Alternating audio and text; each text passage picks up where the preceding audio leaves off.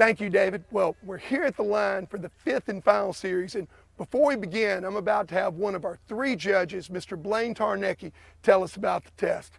Blaine, looks like you've really got him a big one here. Tell me about it. We've got a good one. I think it's going to be a fun test. Handler's going to walk to the mat. Two marks are going to come out pretty quick. A mark left to right, short from that oak tree. They're going to turn. There's going to be a long white coat mark out 250 yards, thrown right to left, angled back. Once those birds hits the ground, they're going to walk over back to the boat. They're going to get their gun, 3 shells, and they're come back. Their dog's going to be sitting here the whole time. They're going to sit down on the chair. They're going to blow a duck call to start the test. When they blow the duck call, mark number 3 is going to come out from one of the short oak trees left to right. Once that one hits the ground, we're going to turn over here and have a long bird right to left thrown into that thick cover. And then the last bird down, number 5, will come from that oak tree, thrown right to left. They're going to pick the ducks up in any order, and when they get the ducks up, then they're going to run a blind through these decoys, across the road, into the cover, and they're going to hopefully win the crown. Wow, man, that is quite a test. It looks like there's a whole lot of room for movement here. Was that what was on your mind? Exactly. We want everybody that made it to the finals to have a chance at it. And so we've got plenty of tests to see some movement. Well, David, there you have it. Big, wide open test. Plenty of room for anybody to come from behind and take the crown championship. So let's get her started. All right. I'm used to walking off. Sorry, guys. That was okay. All right. All right. And then we'll do the final with, yeah, and you're good. You don't have to do anything else. I'm just doing one just in case Tommy and David aren't the ones. All right. Last one. We'll make this quick. Okay, so here we are, the fifth and final.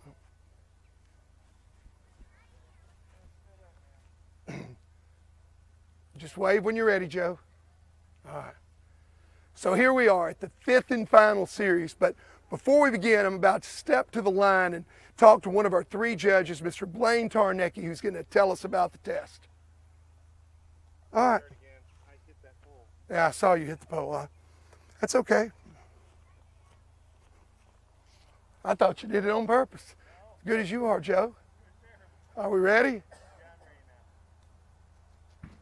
So here we are, the 5th and final series of the Super Retriever Series Crown Championship. And before we begin, I'm about to step to the line and get one of our 3 judges, Mr. Blaine Tarnecki, to tell us about the test. All right. All right, that's it. All right, guys, all you guys out there watching on live stream, we hope you all enjoyed that. We're about to throw you to commercial for just a few minutes, and we'll be right back to start this 5th and final series of the Super Retriever Series Crown Championship presented by Eukanuba.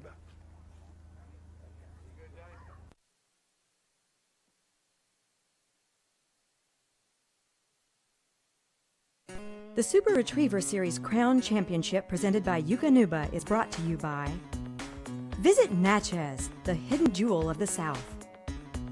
Tangle-free waterfowl. This is why. Ox, the official cooler of the Super Retriever Series. Excel, the boat to own. And Eukanuba, strong, focused, and ready for anything. That's a Eukanuba dog.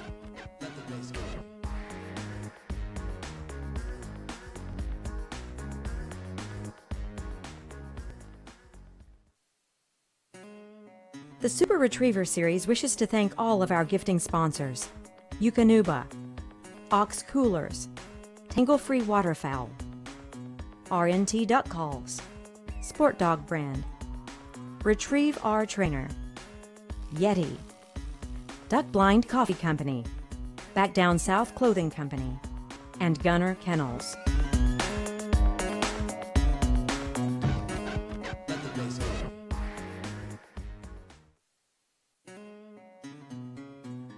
The Super Retriever Series Crown Championship and the City of Natchez want to thank the local sponsors of Natchez, Mississippi. Visit Natchez. Visit Mississippi. Paradise Foods. Concordia Bank. Good Hope Construction.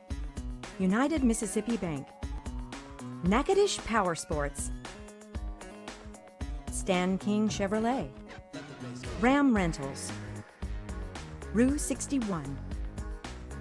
Stevens and Hobdy, Silas Simmons, Rivertown Retrievers, Natchez Heating and Cooling, Wilmar Construction, Dairy Queen, Oak River Farms, Angelina Farms, and Tensas River Plantation.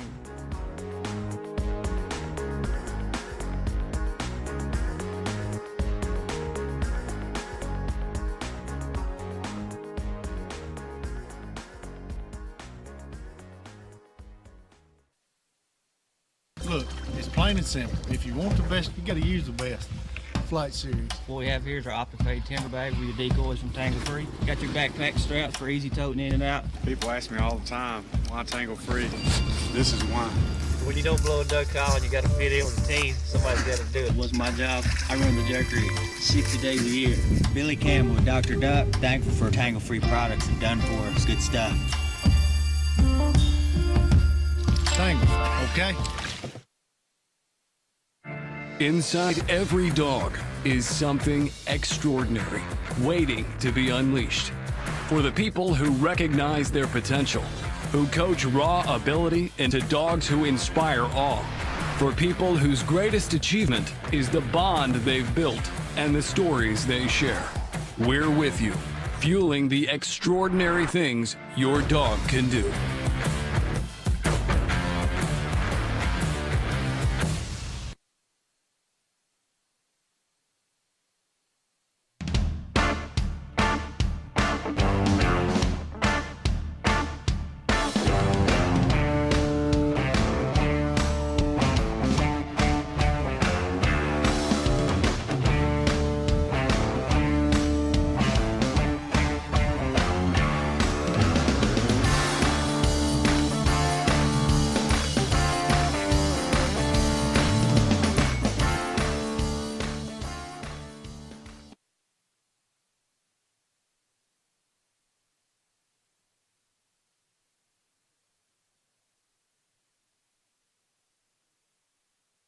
Okay, guys, welcome back.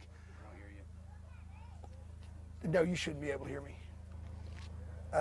Okay, guys, welcome back to the fifth and final series. Rody is joining me here in the tent to give us our commentary. Man, it's really, really good to have Rody Best here, too. I mean, you talk about a guy that knows a tremendous amount about the Super Retriever Series, this sport, and definitely about dogs. Rody is that guy, and a lot of good insight I'm sure we're going to get from you, brother, and I'm glad to have you here. Super glad to be here, J. Paul. Thanks for having me. You know, we got some beautiful weather, some great dogs, and it's going to be a fun morning. Definitely, definitely. Rody just slipped in his earpiece, and when I started talking, he's like, I can't hear you. That's for Jeff, the director, back in the production truck. So I should have told you that, too. That's my bad. I tell you, here under these live oak trees, it really doesn't feel that bad this morning either. Gosh, this plantation is just gorgeous. Have you ever seen a more beautiful venue for running one of these events? I mean, they said this place is like 220 years old. They planted these big oaks 220 years ago. And gosh, what a beautiful backdrop and background for the test, and manicured, just beautiful. It really is. It's a gorgeous, gorgeous grounds place. And I tell you, of course, if you were watching at the beginning, you saw Judge Blaine Tarnecki go through the test 3 or 4 times with me for television. But if you just joined us, we're going to take you through it. We're going to have 5 marks here.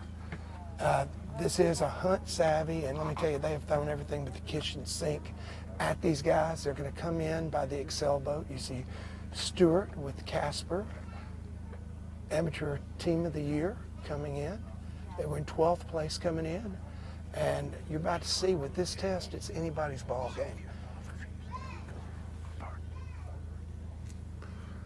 We're going to start out with a short bird coming from left to right behind the big live oak tree. Really, they tell me that tree is 280 years old.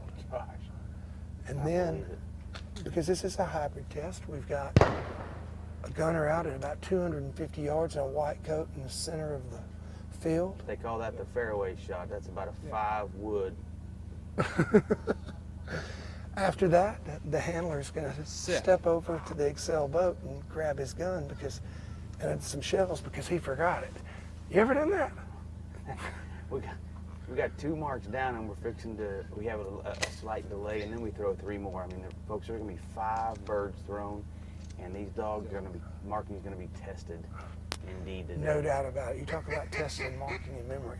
You know, a lot of people probably look out at this and go, man, this little bitty short cover here.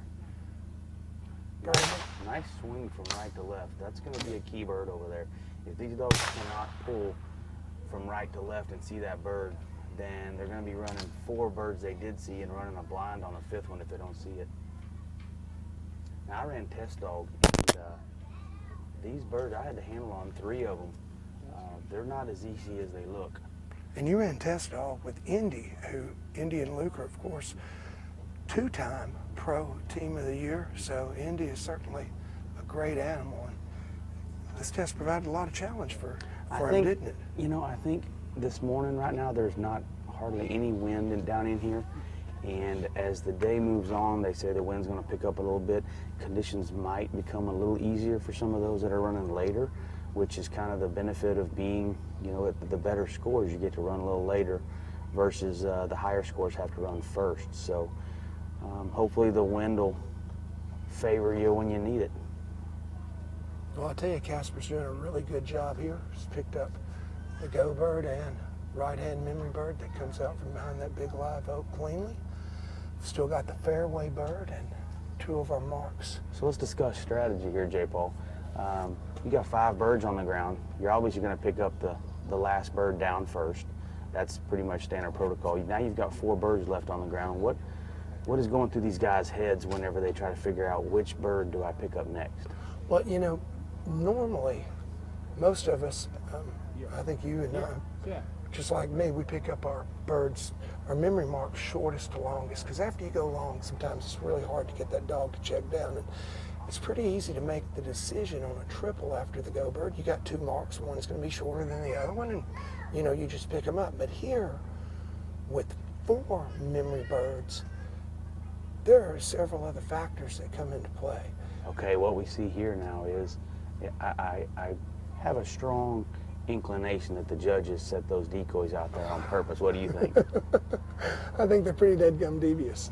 I definitely think so. Those decoys are set in the background of this mark, so the dog is being pulled further than the mark actually lies. I'd say that dog's at least 50 yards deep right now, that mark, and starting to peel up the hill towards the long bird. Yeah, and I'll tell you, Rody, I don't know if you could really say he ever established a hunt in the fall area of that mark, because when he checked up, he was in the decoys 50 yards behind it. You know, normally, Stewart's he's chosen to handle his dog back to this front mark. A little hung up there in the decoys.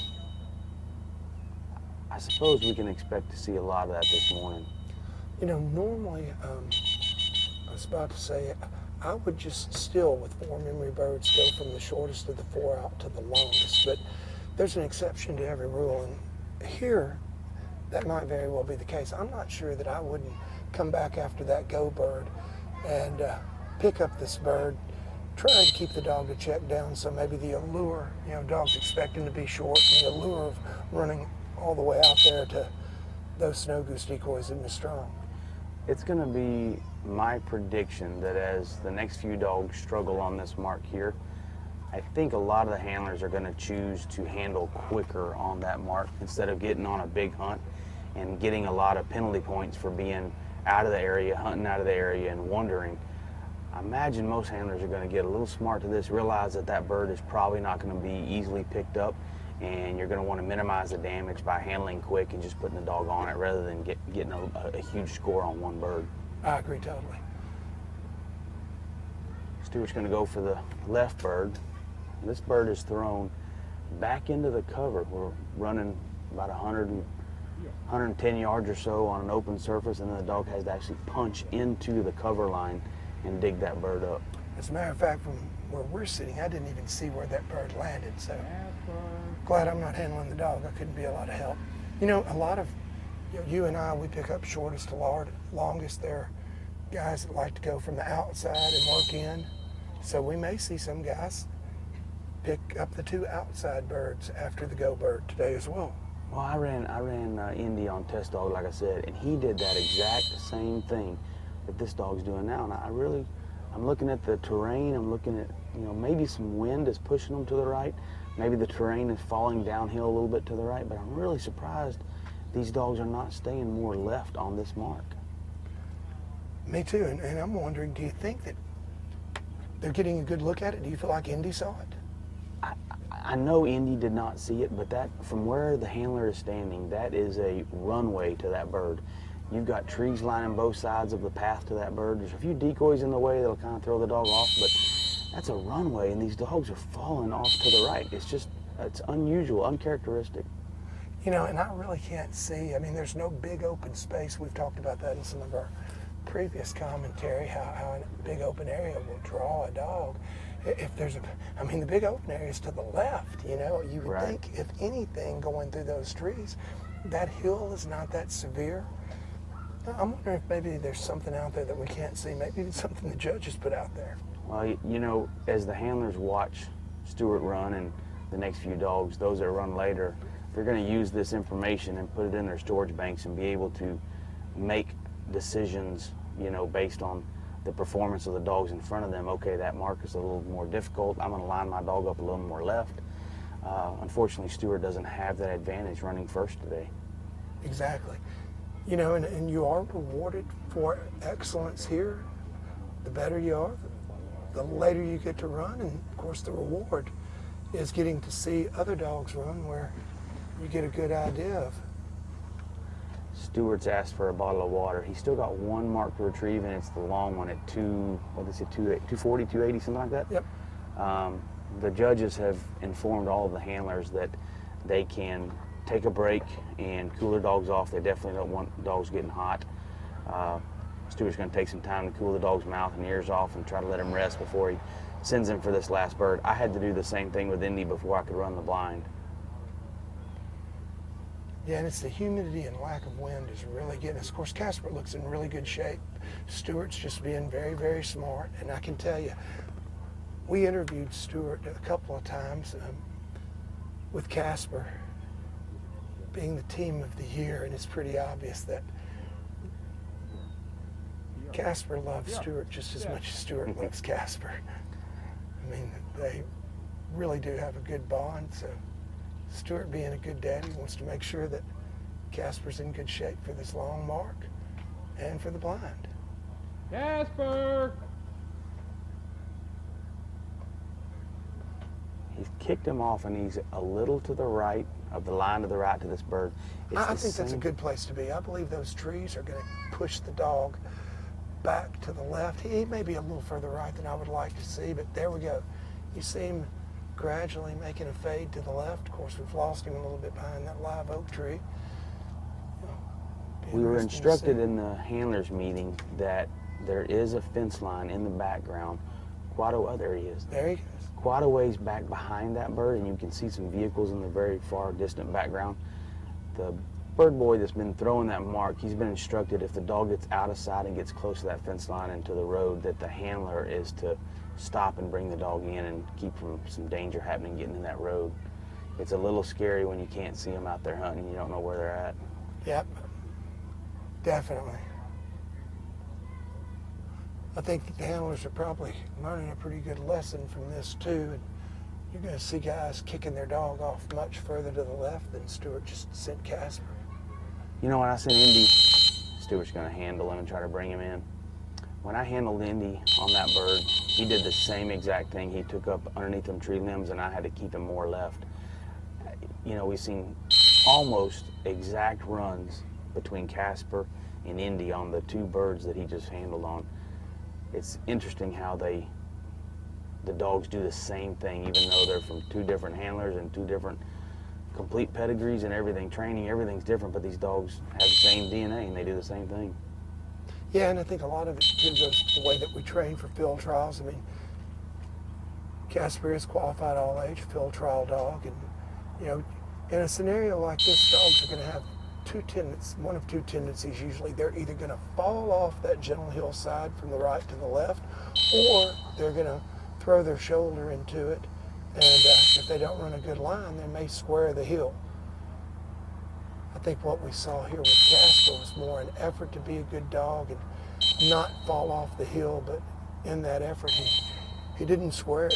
You know, He did hang tight to the top. I think every handler watching this right now is making a mental note. I am not going to let my dog get over there to the right. It is very difficult to get him out of there. And it's very difficult for the dog, I think, to see the handler. And I'd stop him now. This is not what he wanted, because when he starts moving to the left, he's going to lose Casper behind those trees if he doesn't get a really good over out of it. He cannot see him right now.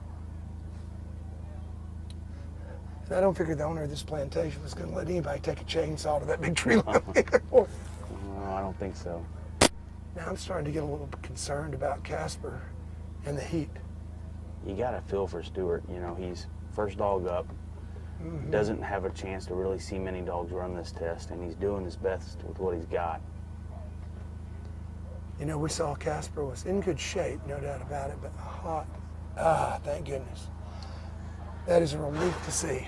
Yeah, you look at that mark from here, and it's just straight down that fairway. I mean, it looks like a golf shot, but these dogs, they look at that and they go, no, that's way too easy. I wouldn't run down the middle of that like that. It's got to be over here in these trees somewhere, right? I imagine Stewart is probably going to have to take a little break here and cool the dog off as well. That was quite a hunt on that bird. He was hot to begin with, and he still has a blind to run. Well, you know, the judges have told him we've got all day to do this, so take your time, do what you've got to do.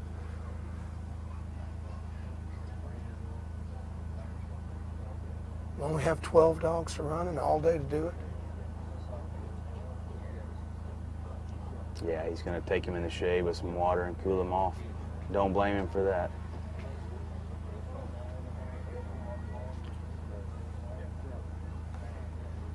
These dogs have desire to retrieve and please us as owners, that they would literally fall out dead out there from heat exhaustion looking for that bird and trying to bring it back to us. Pouring some more water on his ears. It looks like he's panting pretty good, but not struggling at all.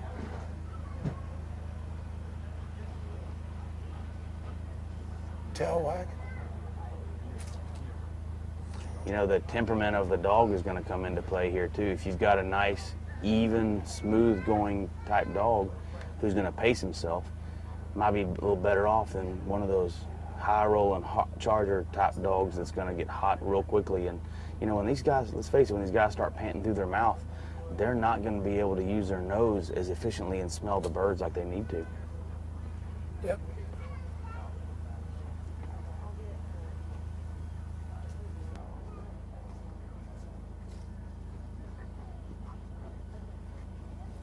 Matt, you're going to have a dog overheat on this desk. Always needed on the way.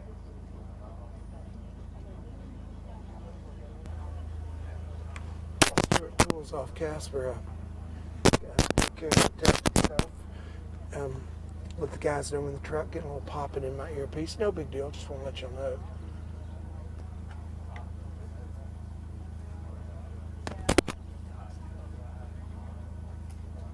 Now we've got all day to run, so they're going to just let Stewart take his time. I see the judges in a deep discussion. They may be wondering if perhaps we have a little too much test here for the dog. Yesterday we talked a little bit about. I'm going to have to step away for just a little bit. I'll be right back, J. Paul. No problem. As a matter of fact, now's a good time to throw you guys back to commercial for just a second. Take a commercial break here and recognize the people that make this possible for us.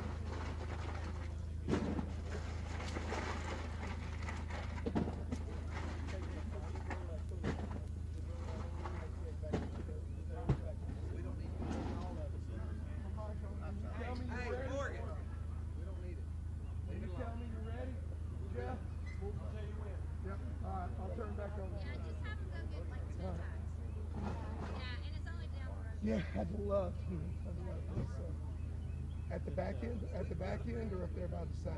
I would go by the sign and I'll start back here. Yeah, that's great.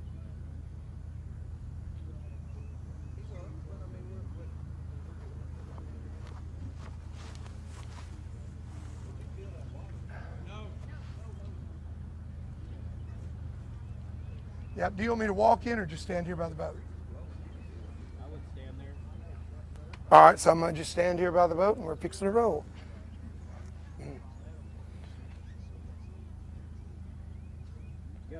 Well, Tommy, we knew we had a really, really good test here, but it's a very, very hot day down here in South Mississippi. And after watching Casper run the marks, the judges have decided that the 5 marks are all they really need to get what they need to see for us to have a champion. So for the best interest of the dog, they've made the decision that they're now going to remove the blind. It will not be part of the test. We're just going to run 5 marks with the dogs, and I'm pretty sure they're going to see what they need to get the separation they want.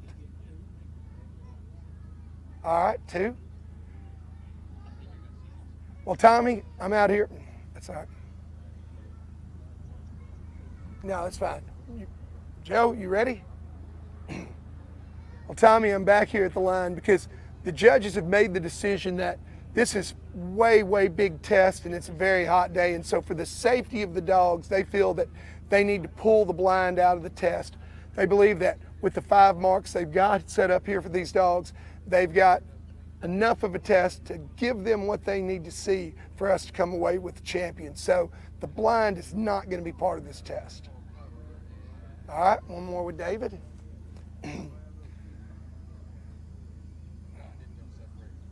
David, I'm back here at the line, and the judges are conferring over here, but what we're about to see happen, I believe, is they're going to remove the blind from the test. It's a really, really hot day out here, and these guys are very, very concerned about the safety of the dog.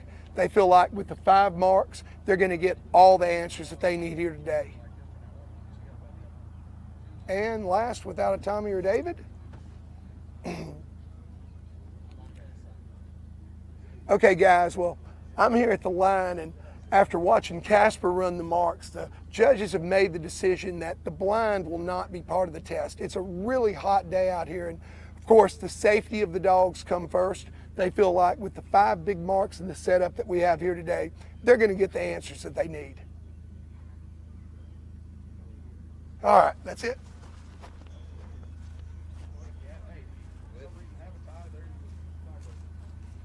Good deal.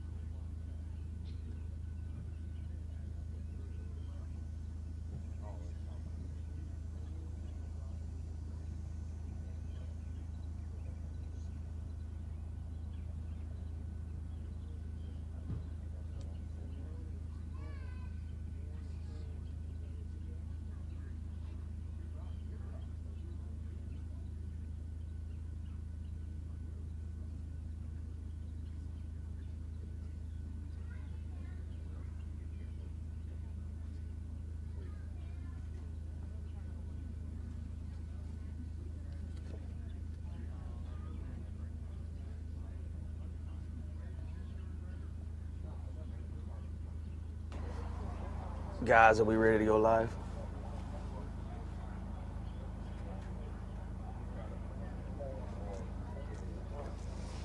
Okay, folks, I'm back. If you're just now tuning in, we had a first dog up, Stewart and Casper. And in this test, we have 5 marks and a blind.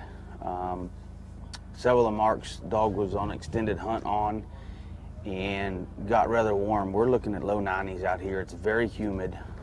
The dog got extremely heated on the 4th bird and still had to pick up the 5th bird. Stewart was able to cool him off. The committee got together, the judges got together, and it's a consensus now. We've decided to remove the blind. The dogs will no longer be required to run the blind last. They will pick up the 5 marks, and that will be the test in 5th series. I think it was the best decision for everybody, these dogs. The test dog got hot. Casper and Stewart obviously had a little bit of hunting and got hot. It's not going to get any cooler as the day progresses. Amen. Yeah, and you know, Rody, these guys, they were very, very, very concerned. While Casper was running the marks, I was actually really watching Ronnie and Blaine and Scott, and I'm not sure that they didn't actually tell him on the long bird to blow the whistle and get the dog on the bird because they were getting concerned. I think this is a great decision on their part. I applaud our judges. I really do think, I mean, these 5 marks are going to be really, really tough enough. Indeed. And you gotta credit the judges in knowing the situation. These handlers, they want to win. They want to win today. They know this is their last chance. They've got to make up as much room as possible, get as low a score as possible, and they're going to go for it. And they're going to try and hope that their dog gets lucky and finds it. They don't want to blow a whistle. They don't want to handle that dog. They want to let the dog try and hunt and work it out quickly rather than taking points by stepping in and handling the dog on that mark. And so we saw it with Stewart. The dog hunted and got hot, and then he had to handle, and the handle continued on, and the dog just got hotter and hotter. You know, these guys, they love their dogs. They don't want them to get hot and overheated, but at the same time, we all want to win too, so they're going to do their best. yeah, and I'll tell you, Rody, I've been there. I don't know if you recall or if you were there, but Murphy. Yes, sir. I remember. Who's next? Larry, I think. Larry? Where'd he go? I ain't trying to I think you're getting a little choked up just thinking about it, aren't you? And I am. No. I'll never forget that. You know, and it was a bad decision on my part, I feel like, as a handler. I don't want anybody to go through that. I'd hate for anybody to see that.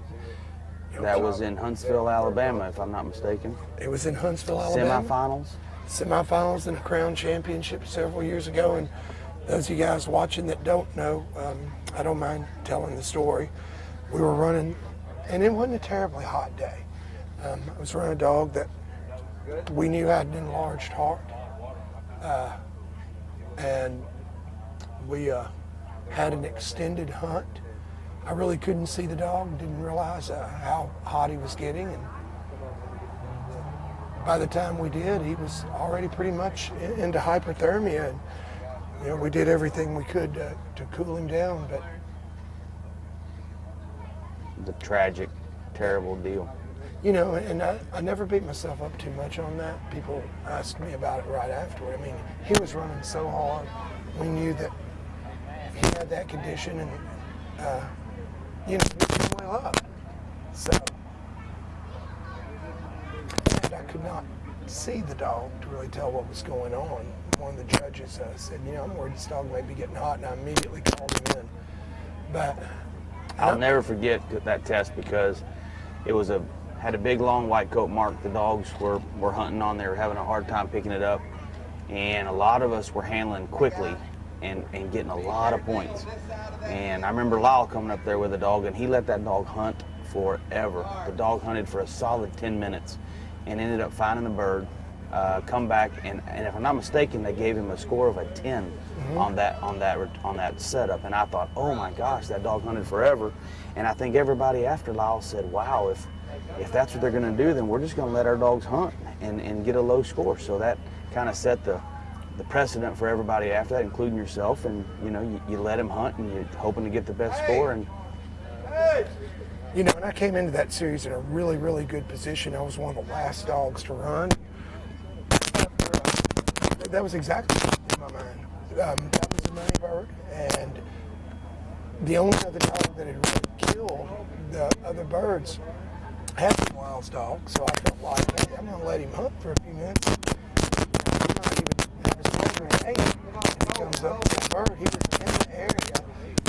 He just stopped, which was a big factor, I think, too, to him getting too hot. We don't have any wind hardly at all this morning. When the breeze picks up, he's definitely going to make it feel a little bit cooler. After that, I actually did a lot of research on hyperthermia in dogs overheating and also ground temperature. And when you've got early in the morning, the problem is when you have the sun out and you've got that dew coming off and no wind, the humidity at ground level is extremely high. It makes it really, really tough for those dogs to cool off. You know, and we don't want to see a repeat of that, that's for sure here. So. We've got a little kiddie pool over here with some ice cold water in it. The handlers are welcome to cool their dogs down in the water before they run. And all of them are most likely going to put their dogs in it after they run as well. Sure. See plenty of rubbing alcohol over there as well.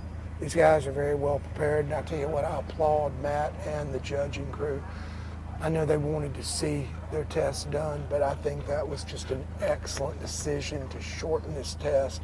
You know, we watched Indy was hot after the marks, but you weren't in worry of Indy running the blind at all. And, you know, Casper was very, very hot. As a matter of fact, I don't think Stewart would have ran the blind if they'd allowed him to, but they weren't going to do that. So, well, some of these dogs, like I said earlier yesterday, they're from up north, and they're not acclimated to these temperatures. Some of these southern dogs are a little more acclimated to it. They're used to handling it. Yep. Okay, Larry McMurray is up with Grits. He is showing Grits that long bird out there, really locking Grits in. And Grits is such a character. I tell you what, I've always loved all of his dogs. Pepper, Legacy, and now Grits. But Grits is a challenge for Larry. I don't think he's ever had a dog that's had this much get up and go and just absolutely full of personality too. You see Grits and they're very alert on the mats. She's ready to rock and roll. You know, we've seen... Now Larry's going to go get that gun that he forgot. I got to fuss at him for forgetting that dead gun. That's 2 in a row. This is our second handler to come up, and both have chosen to wear white. And the handlers are allowed to do that because in this setup, there is a longbird out there wearing a white coat, and the rules stipulate that if there is a white coat field trial mark in the test, handlers can wear white. I do think that is a very excellent choice for handler clothing. We've got a lot of shadows. The sun is kind of at an angle. The dog should have a better time seeing Larry in this white coat. Oh, I agree.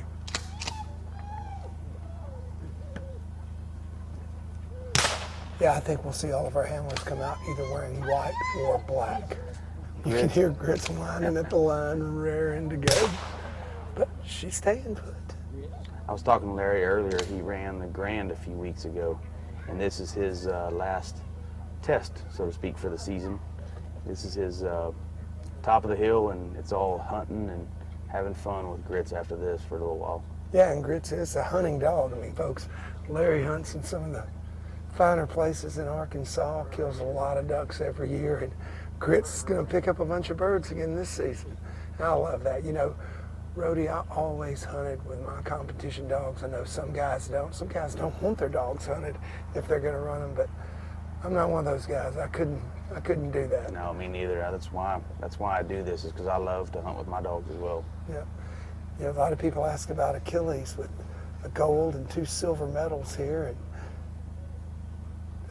tell them quick, oh yeah, I hunt him. And as a matter of fact, you know, Achilles was a statue at the line, but it was a battle. He would break every single time hunting if you didn't keep him in check. This is a nice job on this mark. It really is. She's checked up in the ball area. Had a little pop there.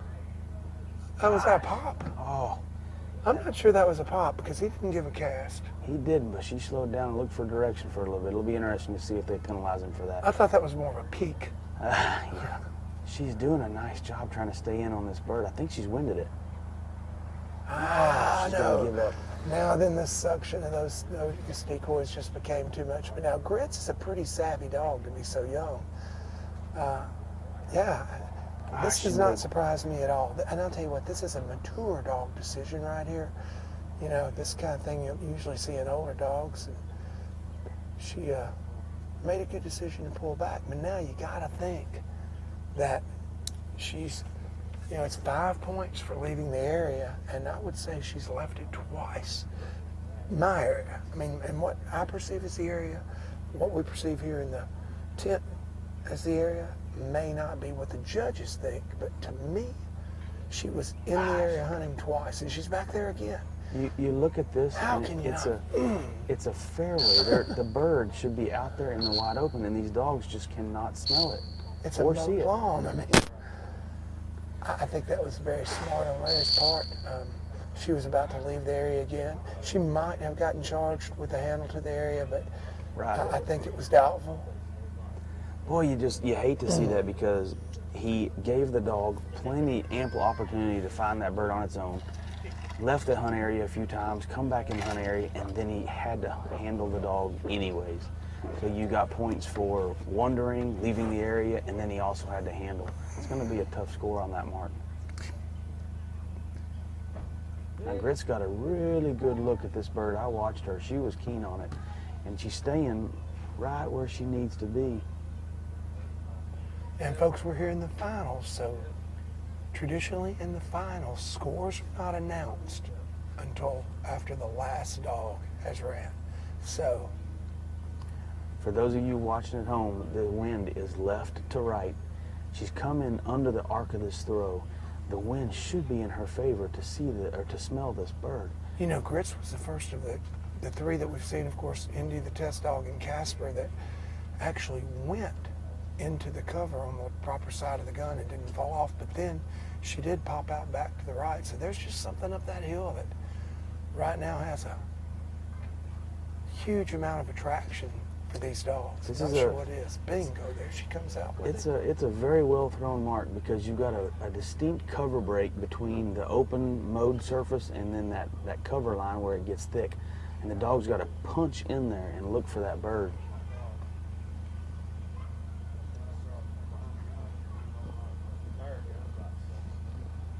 All right, Larry's got his last and final bird. It's the longest one. The fairway mark. The fairway mark, that's right.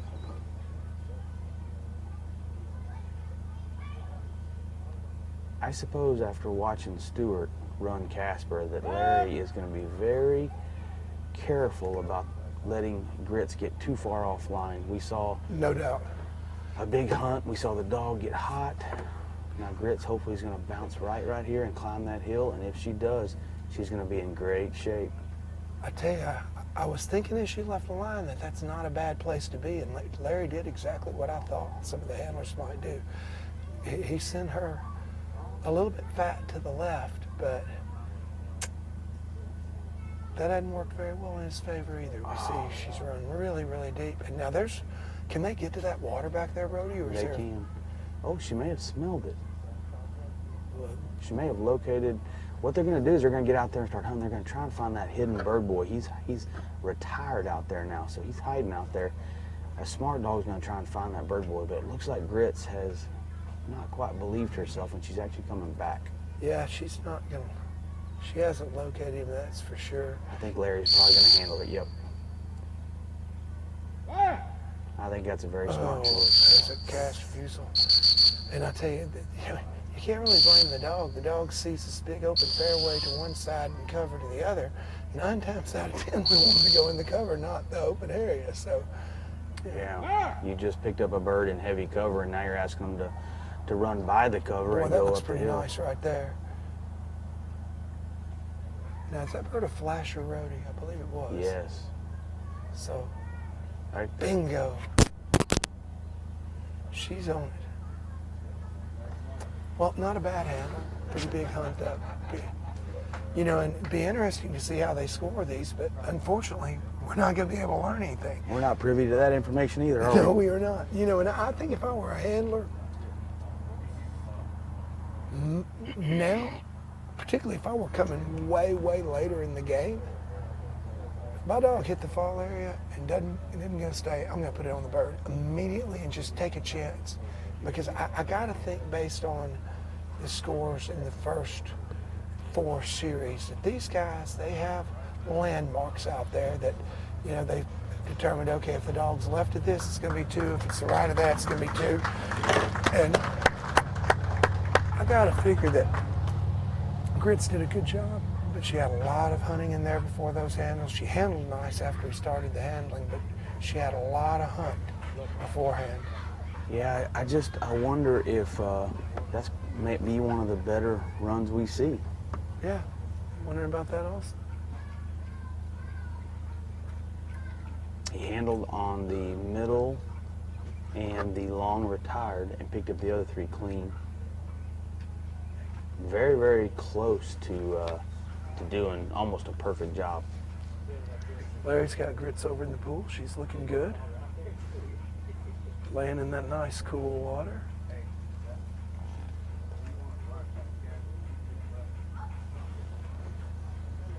Up next, Ron Anderson and Bella.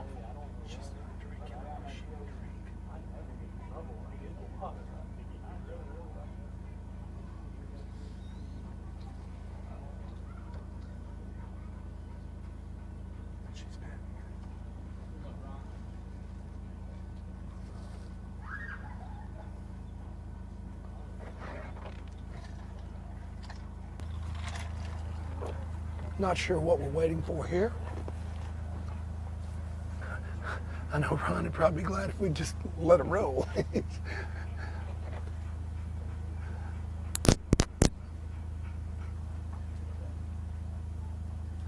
Although he looks pretty relaxed there in the holding blind, doesn't he? If you just checked in with us, we are running the final 5th and last series of the Crown Championship. We have run 2 dogs so far. Ron Anderson and Bella are about to come up. Today the handlers are on a beautiful over 200-year-old plantation, and we're running 5 marks. Temperatures in the low 90s. The dogs are getting hot on this series, so we're being very careful and cautious. Make sure they don't get overheated. The judges have instructed the handlers that they may stop at any time and cool the dog off if need be. I see a lot of concern on the handlers' faces that they don't want to let their dogs get too hot, but at the same time, it's the last series and you want to come out and roll the dice and do your best and win this thing and go home with the first place, but not at the chance of risking the life of your dog. And to give you guys a little recap of how we got here, this is the 5th series. We started out in the first series with a hunt test. Really, really nice hunt test, grand style hunt test. Did have a little kink in it you normally wouldn't see in a grand. You came out, the first bird came out and they threw it. No, actually came out and they threw a triple. You picked out the go bird. And after picking up the go bird, before picking up the memory birds, you came back and ran a blind, and then cleaned up your memory birds. We had a wide variety of scores. I believe 55 dogs started that series. Scores ranged from 12 to, I believe, a 178. Now, the handlers were instructed that they had to run the blind after picking up the go bird. We did have 2 handlers that DQ'd on that test because after picking up the go bird, they proceeded to try to pick up the memory birds as well. And heartbreaking to watch that. man, I was sitting behind watching. Now, I'm not going to put salt in a wound, so I'm not going to even mention who it was. But, you know, Leo and I were sitting at the table both times watching it unfold, and we're both wanted to yell, you know. But it was really, really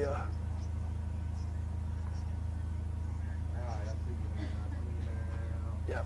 By the way, I do need to do a little housekeeping here. If you're here and you're watching it on the live stream, we're going to ask you to please shut it off because we're in danger of losing the live stream completely. We have very, very limited bandwidth. And so if you're here actually watching it in person, I know you want to see it live and listen to Rhodey's scintillating commentary. Please shut your phone down if you're watching it live so we can continue to stream. We're going to lose all of our bandwidth, and we're not going to be able to continue to give it to everybody. I'm so sorry about that, guys. All right, here we go. We got Ron coming up to the line.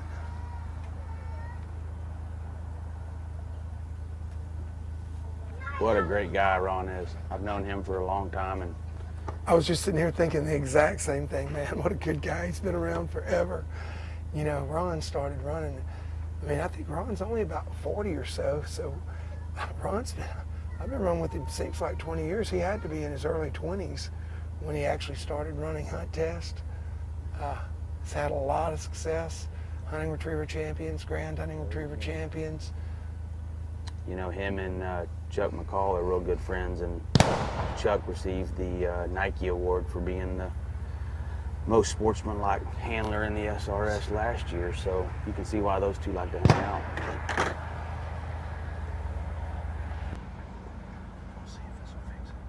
All right, so 2 marks down.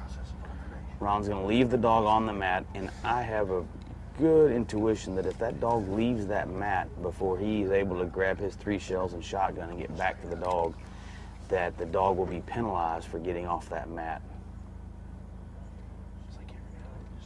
They didn't say how big of a penalty, so therefore the score or the penalty cannot be more than 10 points by the rules of the SRS.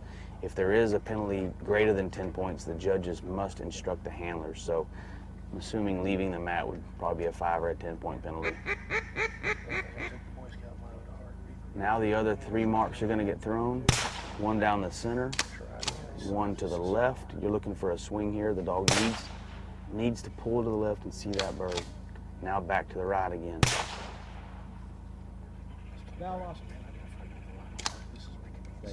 I don't think, well, she saw it. She's just not running with a whole lot of intent. I thought maybe she looked a little not confident on that retrieve. No, she knew exactly where it was. Ron's chosen to wear white. This test has a little bit of everything. We've got shooting at the line. We've got a long retired field trial mark. Perfect way to end the last series. Just see a little bit of everything. That dog that can do a little bit of everything will get rewarded today. Now Bella's a little bit to the right of this mark, but with the wind the way it's been, oh, perfect. Absolutely perfect. I think coming in from the right on that mark is a very good place to be.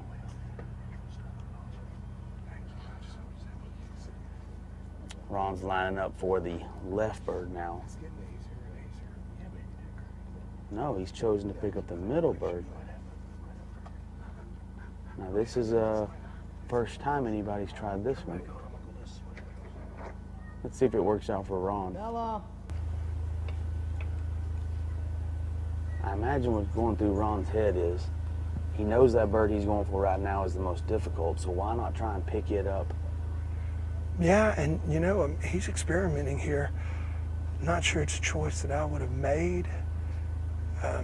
He's going to have to handle really early.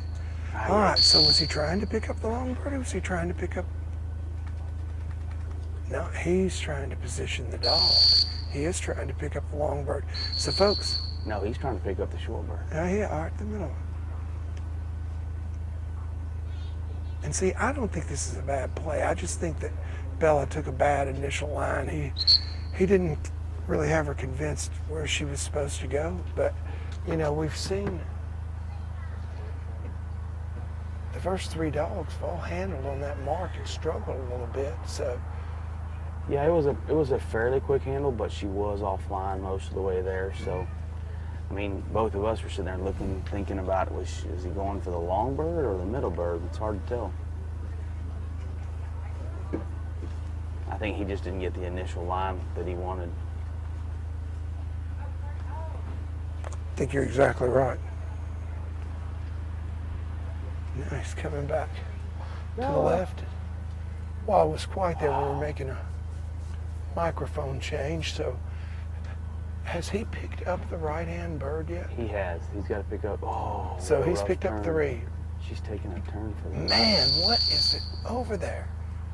There is 3 dogs we've seen do that. The test dog, Casper, and now Bella. Something is drawing them in there. I don't see any decoys. I don't know what they're seeing in there. I feel pretty certain, it's safe to say, that she saw this bird. Oh yeah, I mean, she went in right there on top of it. I believe she's picking it up right now. Boy, as a handler, you just got to kind of sit there and shake your head and go, what? What were you thinking? Why did you do that?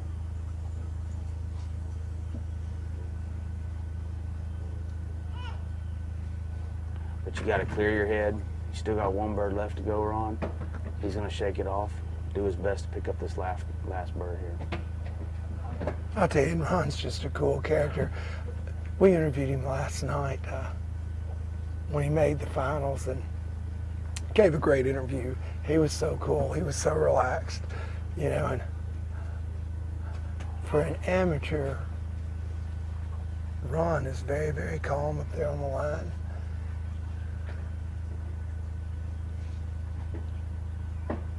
I bet he's a big LSU fan. What do you think? I guarantee he is.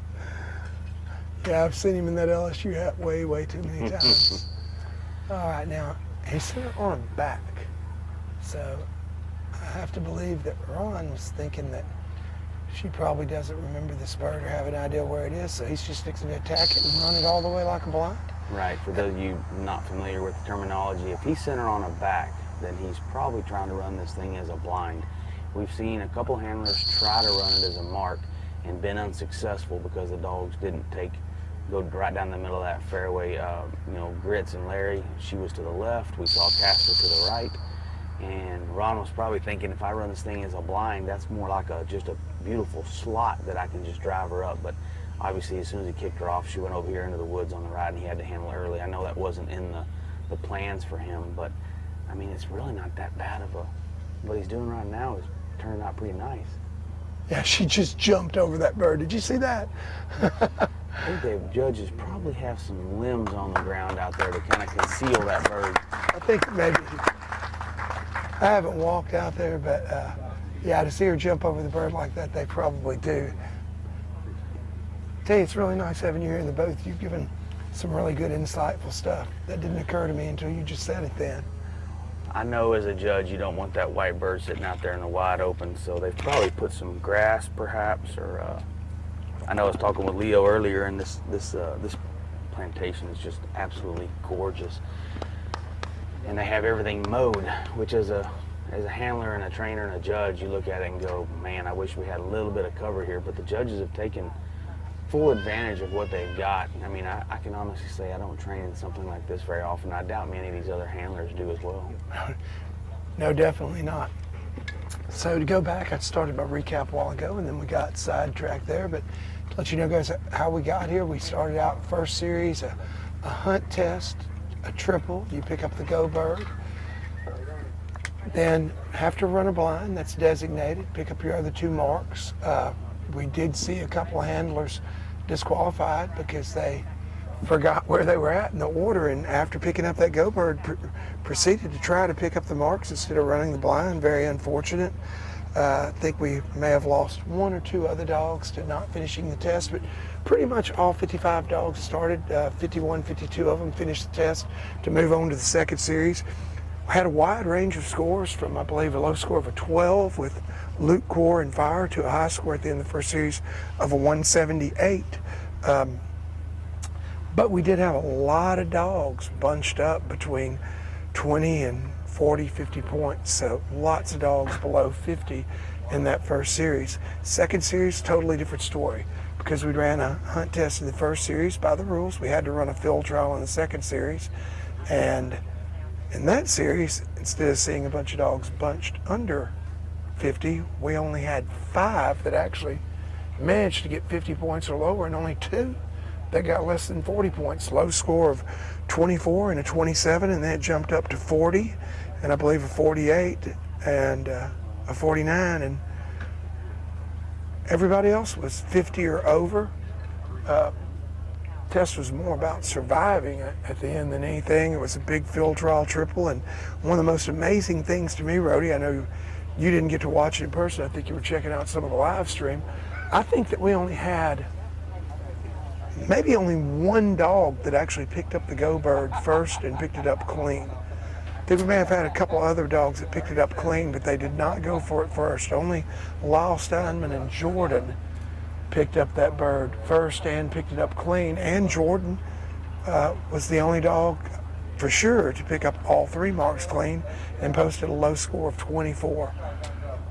From there, we had a lot of movement and moved on, took the top 36 dogs, top 18 pros and 18 amateurs to the third series, which was a master style hunt test, 3 marks and a very challenging blind.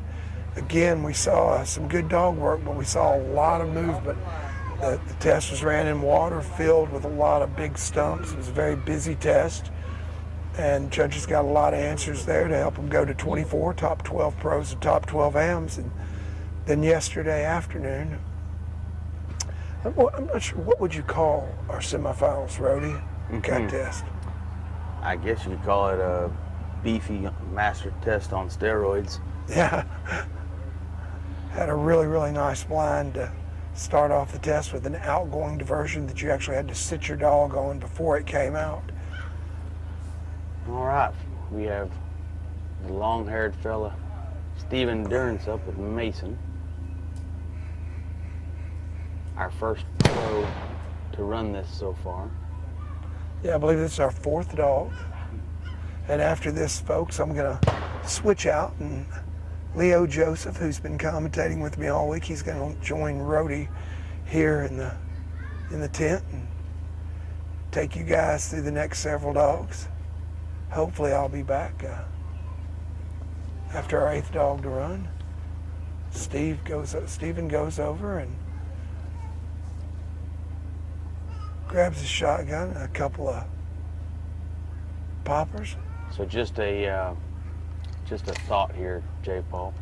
That long retired bird out there, he's still standing there.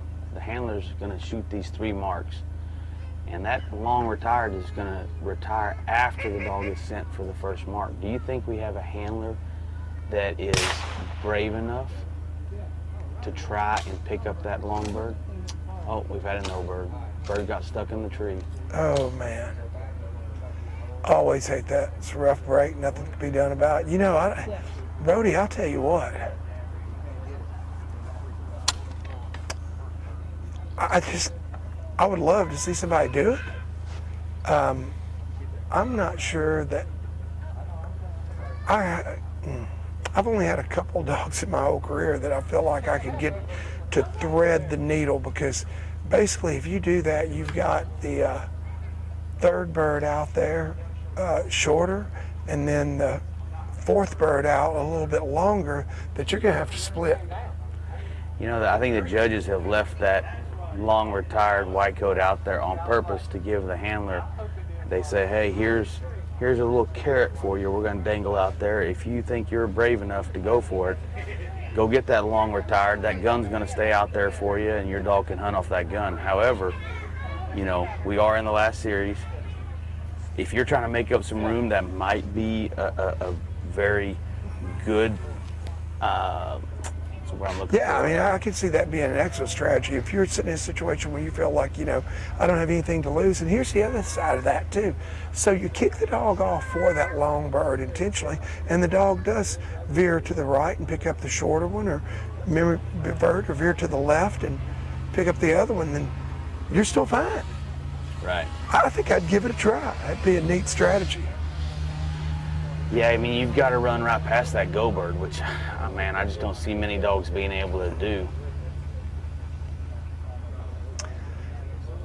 I don't know. Some of these dogs are very, very talented. You know, I don't know, Rody, that I've ever seen this. I've had it happen in training many times, but I don't know that I've ever seen it in a SRS event where the bird actually got stuck in the tree. And the problem is, you know, a lot of people think, well, why don't they just leave it out there and go on and throw the next bird? Well, what happens if that bird falls right during the middle of the test, which could very well happen. So, yeah, they're, oh, wow. That was Dakota jumping up there and getting that bird. Yeah. That's Rody's boy, Dakota, who's quite an athlete, jumped up there. But Dakota threw 2 out of that tree. So there may have been 2 hanging there. Oh, did he? I saw him throw 2 birds. I don't know where he got the other one from. And they were doing... Unless he had it in his hand when he climbed up there. So there might have been one hanging there all along. Wow. That's a tough throw. You know, he's throwing under them tree limbs. He wants to get the bird high enough and give every dog the chance to see the bird. But if he throws it too high, it's going to get hung up in those tree limbs. It's got to be, you know, something in between, not too low and not too high. Yeah, and I have a feeling, Rody, that because that has to be such a precise throw, they chose the bird boy that probably has the most experience throwing.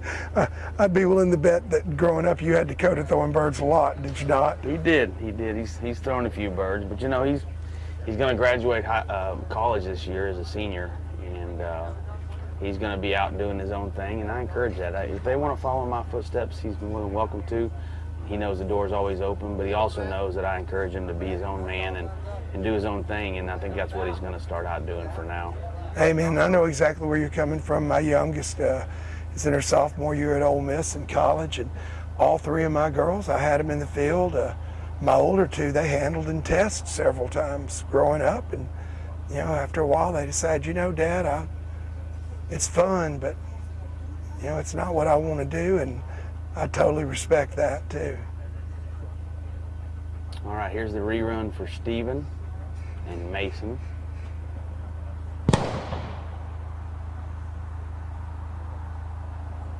Got a little bit of a long bounce, I think, on that first bird out. Second bird's coming. Oh, wow. Oh, wow. I can see that bird from here. It's shining like new money. That's the first time we've seen that. Now, I can tell you. No, they're not going to call no bird. Now, I can tell you, this is the place that, if you're going to try what you were just talking about, you know, let's see where this third bird out, how far out into the field it comes.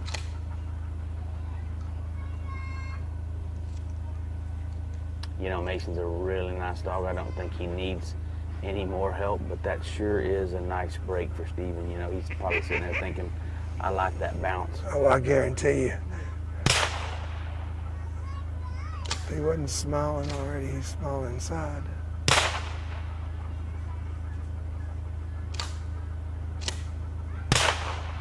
Big oh, now that took a favorable, it pretty much, that looked like a golf ball hitting a green. It just stuck. But he chooses to pick it up as the go bird, so we're not going to see Steven I bet you give don't that see favorite bird anybody try. try. Yeah, I don't think you will either. I don't think nobody's going to want to take a chance and go for gold and, you know, try to be a hero and end up being a zero. And I'll tell you another strategy that I've thought about too, Brody. You know, this left-hand bird is way out of the picture. I'm not sure it might, and it's a pretty long bird, I'm not sure it might not be worth giving a try after you pick up this middle bird to come back and pick up the fairway bird and then kind of attack the left-hand bird sort of like a blind if you feel like your dog doesn't remember it. Yeah, now Steven's got a two-sided healing dog, so he's going to heal him on his right. And by doing that, he's communicating.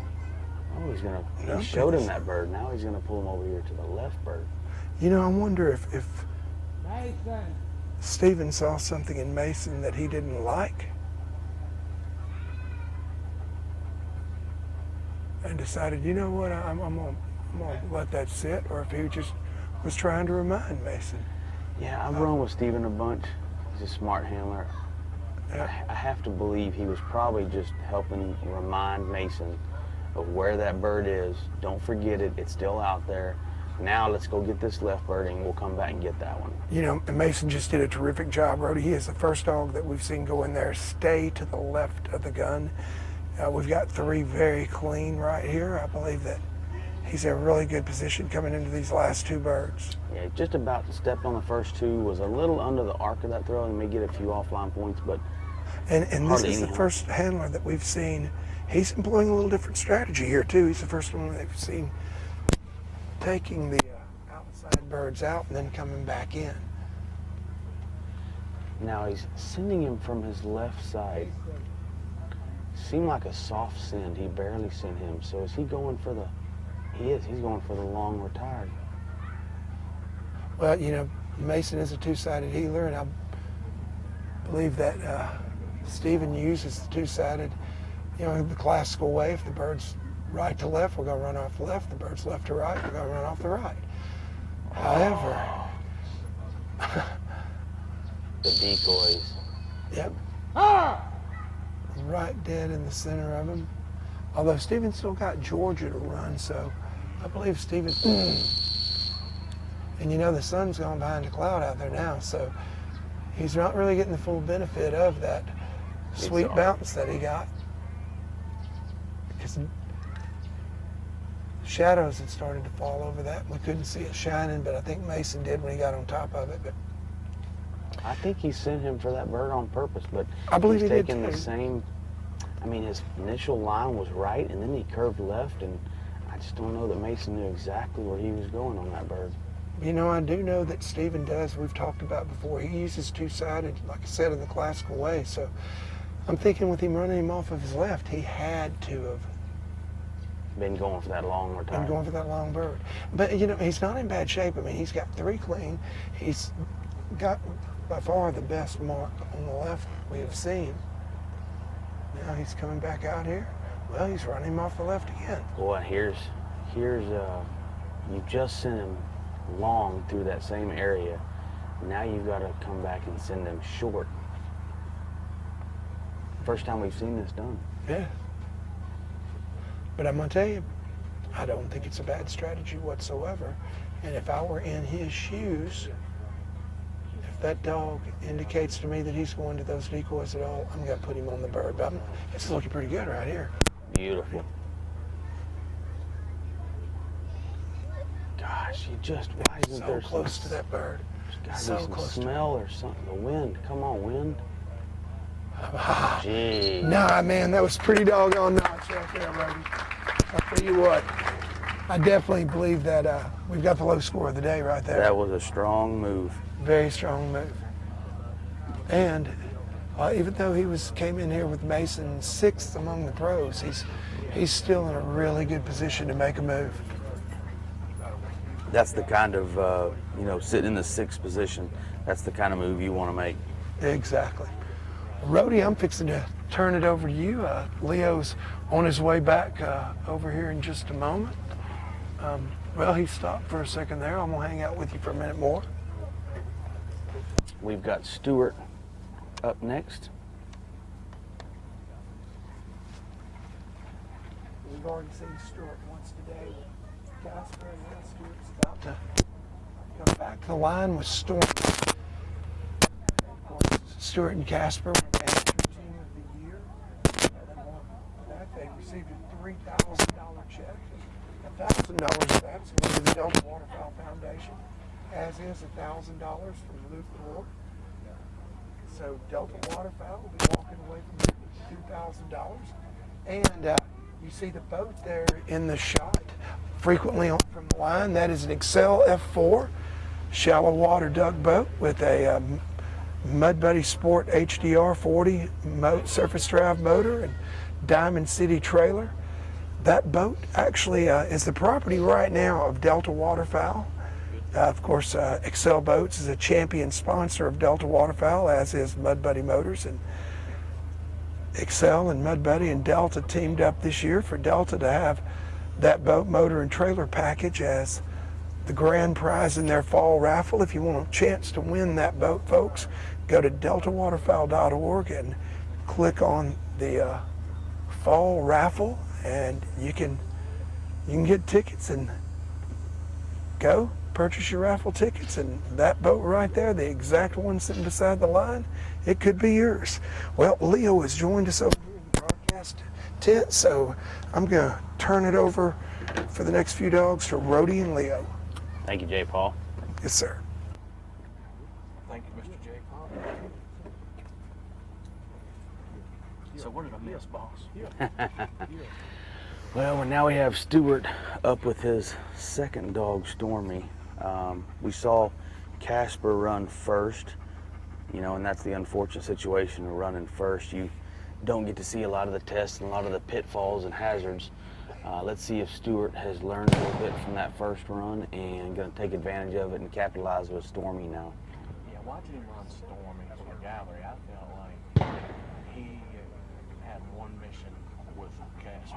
Wow, he got a really short throw on that bird. He got a no. No, he's going to go get his shells, but yeah, it did. Yeah. I know as a handler, you sit up there and you watch these throws, and folks, it's not easy to be a bird boy out there in the field and make precise throws. You know how much is on the line for these guys that are up there running these dogs, but man, one bad bounce or the wind's blowing a little bit when you throw it and it hangs it up, or, I mean, we saw one go in the tree earlier. Man, it's heartbreaking, but sometimes they don't land where you want them. That's exactly right.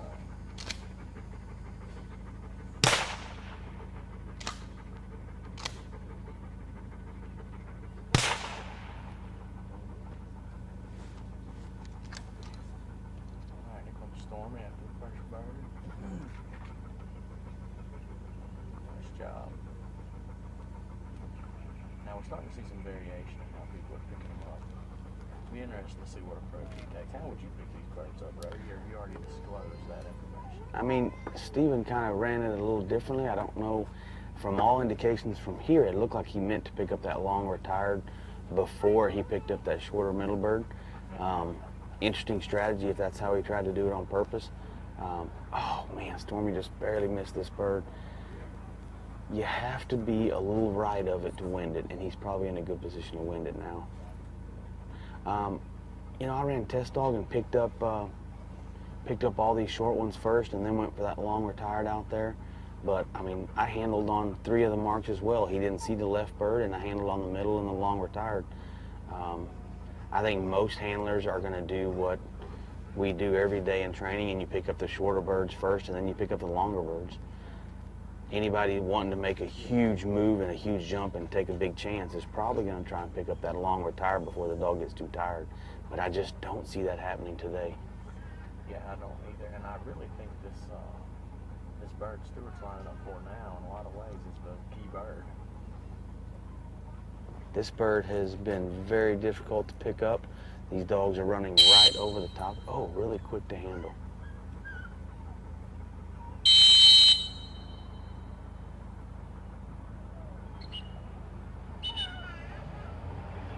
That bird is about 4 feet out from the shadow. Don't know if Stewart remembers exactly where it is. It's right there. He must have knew exactly where it was. Pretty good job of handling there, no cast refusals. I would like to guide, I'm sure he'd like to save 2 or 3 whistles, but he stayed out of any big penalty. You have to think after Casper hunted on that bird back there in those decoys and got really hot, that Stewart said, I'm not let that happen again. I'm going to be quick to handle. I'm going to pick up these birds as quickly and efficiently as I have to and let the score fall where it may. That's right. Just try to leave as little blood out as possible. And with that bird, you have seen, they either know where it is or they don't. Boy, I just do not get it. Leo, why did they try to go over there? I don't know. Good bird placement. I did not see this being the issue. Oh, and now he's not getting a crosswind cast. The wind is blowing from left to right, making it very difficult for these dogs to want to cast to the left. He got it there.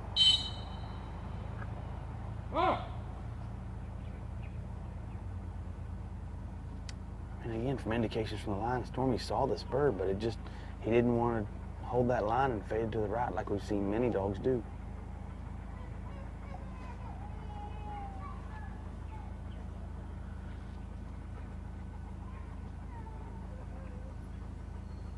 He's hunting a little to the right and behind the gun. He needs to get a little more left.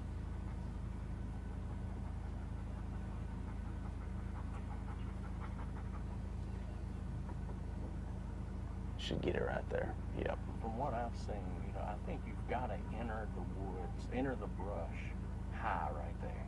If you enter the brush right of the bird, you know, once you start handling, that's not where you want to enter the brush. There's that similar hunt pattern has been repeated several times already this morning. They go in under the arc of the throw, make a few loops in there, a little deep and under the arc, and then they come out to the right of the throwing station, just almost textbook like Stormy did it, and then eventually make their way over there to the left. That's right. Now, I think if I was a handler, I would try as hard as I could not to enter the cover right there, maybe save those few hunt points. Well, and these dogs that are taking off and bending to the right on a curve, you got to think as a handler up there, I'm going to really influence my dog's line on this bird, and like you said, hope to be a little more left than I need to be, and if they fade in, I'm still okay. That's right. Back.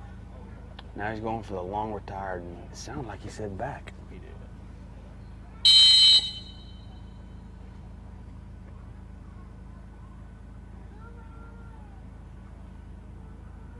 Pretty nice cast.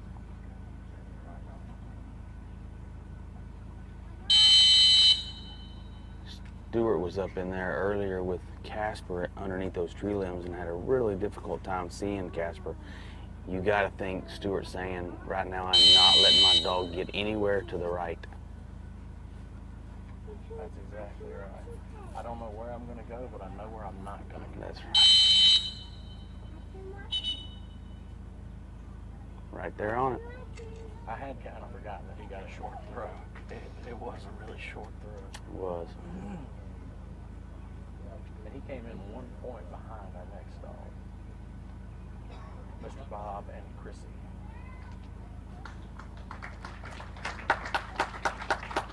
Chrissy has been on fire this entire Crown Championship.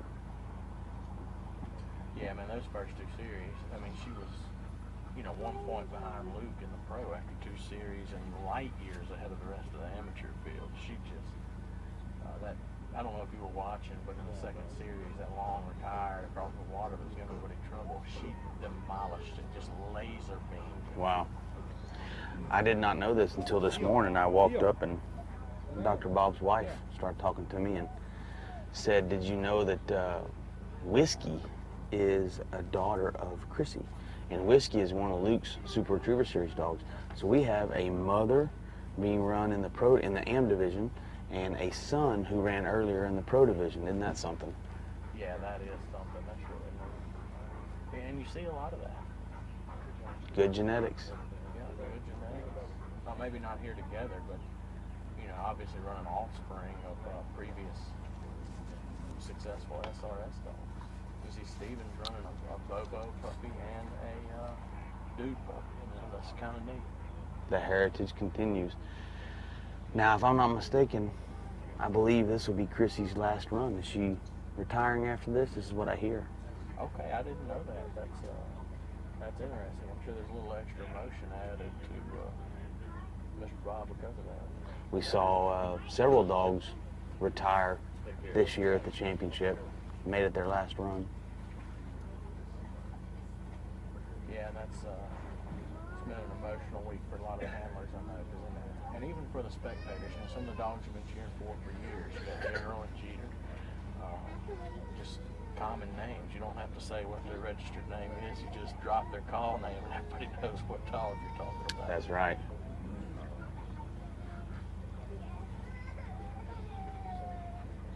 I've known Bob for 15 years, huge HRC, handler, and he's made some transition up to the white coat game, and just a good all-around handler and a genuine nice fella. Yeah, he is. He was actually in my flight at the Grand. Was he? Good guy. We talk a lot about the fact that most of these people duck hunt too. I mean, I know you and I are both avid duck hunters. I think the illusion is out there that a lot of these dogs don't spend time in the duck blind. They're just competition dogs. This morning I walked up and Mike Gibson was walking around the end of this boat. The judge said, you can't go to the line. And he said, no, I'm not going to the line. I'm going to look at the motor on this boat. I just ordered one just like it.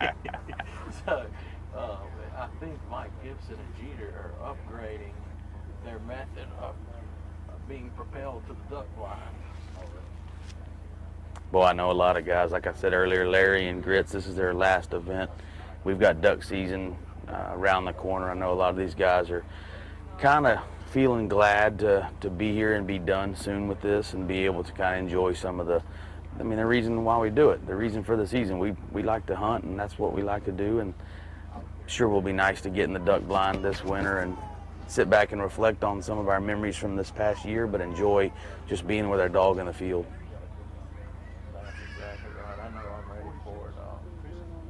And it's too, I feel like people you train for. You know what I mean? They get so much enjoyment out of their dogs during duck season, and the dogs get so much enjoyment out of it. It always impresses on me when those first-year hunting dogs come back, how much they've changed and matured in different ways. It's like they know now what they live for. It changes their whole world. That's right. I get a good kick out of watching Chrissy. She's just a go-getter up there. She loves this. She loves this job she has, and you know, Bob looks relaxed, but you got to think that he's pretty tense right now and nervous. This is the Crown Championship. This is the last series. You want the best. Chrissy doesn't know any different. To her, it's just another day out in the field with her owner. She's going to come out here and have some fun doing this. She doesn't realize what is truly on the line right now. That's exactly right. She's just here because she likes to go get birds and she loves Bob.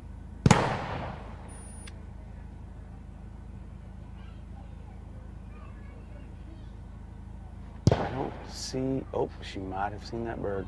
Yes, she did. She got a good look at that bird. He's got to heel her back and put her on the mat, leave her on the mat and not have her come off.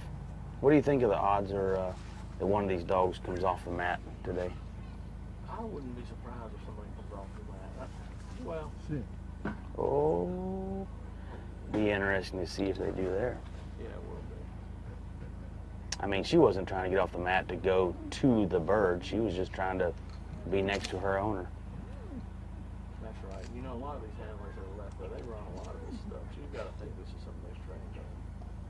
Yeah, just another example of organizing. Bird 3 comes out right down the middle. Bird 4 on the far left. She might have seen that one. And bird 5 on the right now. That's a big swing. Yeah, it is. Now she got out in front of him, and so he's having to heel her back and make sure she's on that mat before he sends her. Now, it's not the best situation for him, because on a go bird you don't want her to take her eyes off of it. But this, in effect, this bird has kind of become a memory bird now because he's had to re-heel her and she's taking her eyes off this bird. You're right, and I think it probably cost them 2 points. It might. Bird that a lot of people can get to 0 on. What do you think? Well, you have to wonder if the judges maybe added a few points for all the movement at the line she gave him. Yeah, I think he probably got points there, and maybe a little 2 for that little hook into the bird. I mean, you have to, as a judge, I've been up there before and I've judged, you have to separate the dog that sits perfectly still versus the dog that moves around a little much more than you'd like to see. That's right. Yeah, I mean, I know you're not talking about adjusting to see the bird. You're talking about it's just being disobedient, creeping, or moving. Right. Exactly. And creeping, is that forward movement away from our side, and it's a non-desirable behavior as both a hunter and a competitor, because the dog is getting out in front of your gun barrel, which is an unsafe position.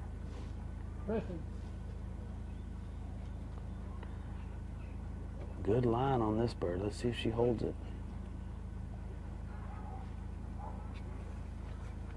Boy, if she'll stay on that line, she's gonna get in business. Boy, they all enter that cover and take a right turn. But she's recovered. She's back to the left now. Smart dog. Really nice to see right there.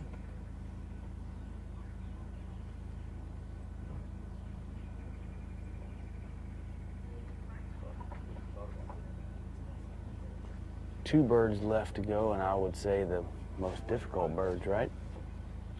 Yeah, I definitely would. I mean, I'm expecting to see him have just as short a leash as Stewart did on this bird.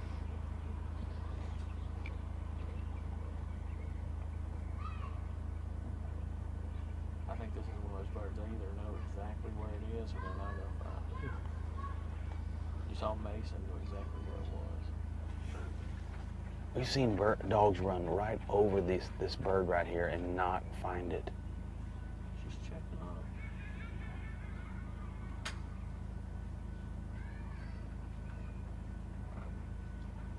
She's hunting more of an angle back throw, but coming in. You'd see right there, you would think she would have already just seen it. She's been on all 4 sides of it. She should have smelled it from all those sides she came in on.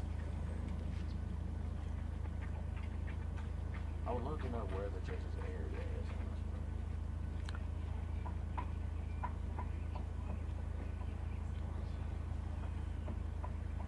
Boy, you just don't know why she doesn't see it or smell it. She's gone so close to it so many times. See, this is one of those instances where I think he would have been better served with blowing a quick whistle. I think he's been in and out of the area several times and really racking up some points. What do you think? I do. I think Stewart probably made a smart decision. She's come up with it on her own. She did come up with it on her own, but man, I'm thinking that they gave quite a few 5-point in and out of the area. Yeah, it's hard because you don't, if you handle on that bird, you're going to get 10 points for the handle if they're out of the area and 2 for the whistle right away. But then you make a decision and let them hunt. Are you going to accrue more points by letting them wander around and eventually stumbling on that bird? It's a catch-22. You know, yesterday we saw these judges. I felt like yesterday afternoon, they were really watching you close on those marks, and they really handed out a lot of points for in and out of the area, wandering, disturbing cover. And I've got to believe they're going to judge these. Chrissy! Here's the thing, you know, we're in the final series. They are not announcing scores after each dog runs. So the handler is at a slight disadvantage because when scores are announced and after a dog's run, a smart handler can look at that run and say, okay, I think they're penalizing us for this and for that. So when I get up there, I'm not going to let my dog do this or that. But here, we're not getting any scores. So we have to maybe assume that the way they've been judging is the way they're going to judge this. So if they've been hitting the handler really hard for big hunts, then as a handler, you got to say, I'm not going to let my dog, you know, hunt very long. I'm going to have a quick handle. Now, Bob really gambled right there. He couldn't see the dog, and he gave her a verbal back. And that was a gutsy call. We cannot see her right now, and I don't think Bob can either.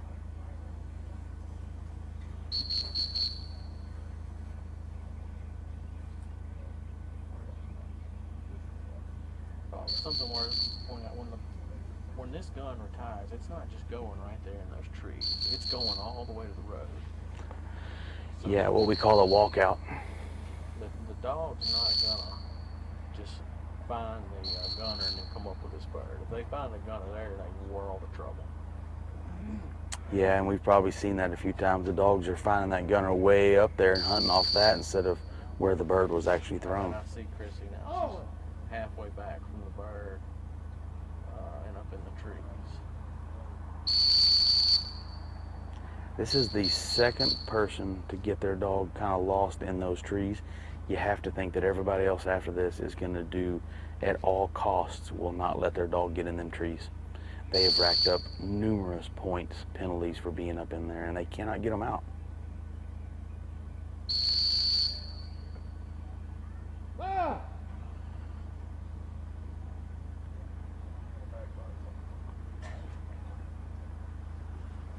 See, I'd be quicker on the whistle right there. I don't know why he went so far with that. I know he's nervous and he knows his dog better than I do. But I'd have been quicker right there. Well, I saw the judges react too. They both thought he should have blown, or all three of them thought he should have blown a whistle right there too. You know, but that's a Monday morning quarterback. You can sit back here and make decisions all day long, but as a handler, you know your dog better than anybody else.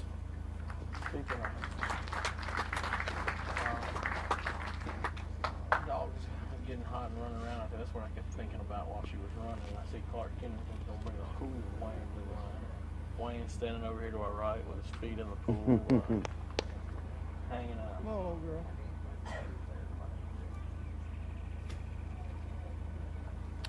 I wonder, Wayne's a go-getter. I wonder how hot he's going to get on this test.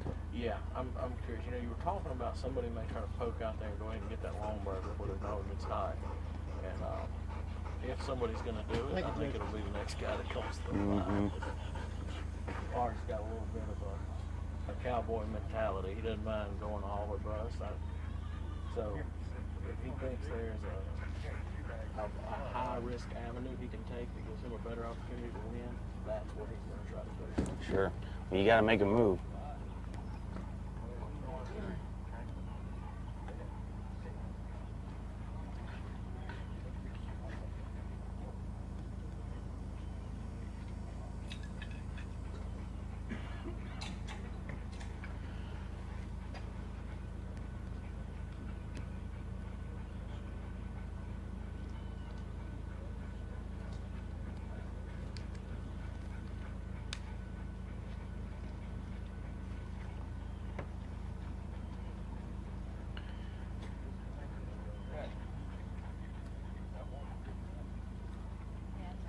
All right, with Clark coming to the line, he will be our 7th dog to run this test.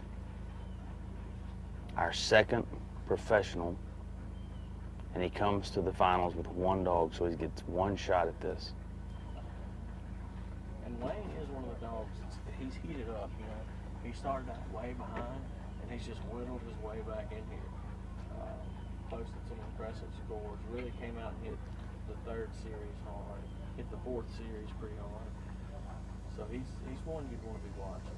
He's got a score of 176, currently in 5th place.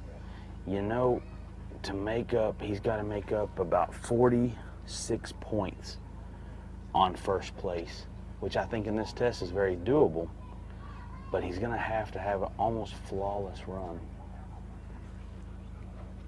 Yeah, I'd say so far, there's no doubt. I think Steven and Mason had the best run, but they were way out of the picture right there with Clark and Wayne. And I think Wayne's going to have to, like you said, absolutely crush this to get back in. I definitely think, you know, Steven has set the bar so far. Handled on the long bird. You know, dog was out of the area for a little while. Wasn't a perfect handle, but a pretty clean handle. You have to think most of his points were accrued there.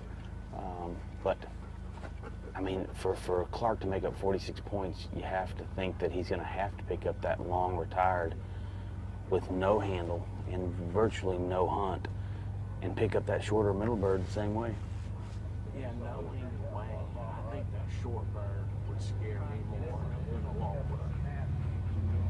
That's a tremendous mark, a tremendous athlete. Sometimes all that horsepower gets in the way of these check birds. And he may decide to go for that bird first. Or you know, of the 2 middle birds, go for the longer one first, knowing Wayne's inclination. See if he sees that long bird. It looked like it. Sit.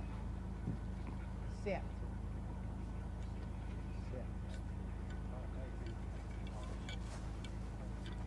He's still got his tail on the back. Maybe a hard.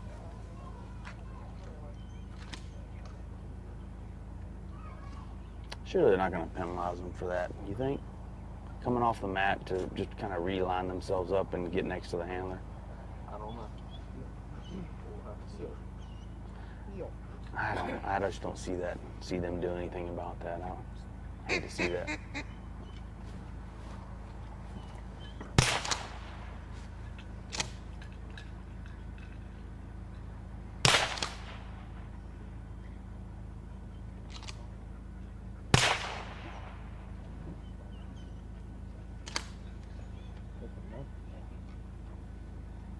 You know, I don't know if it's just the light conditions, but in the last probably 20 to 30 minutes, that go bird is very easy to see from here. It was not first thing this morning. It was not easy to see. You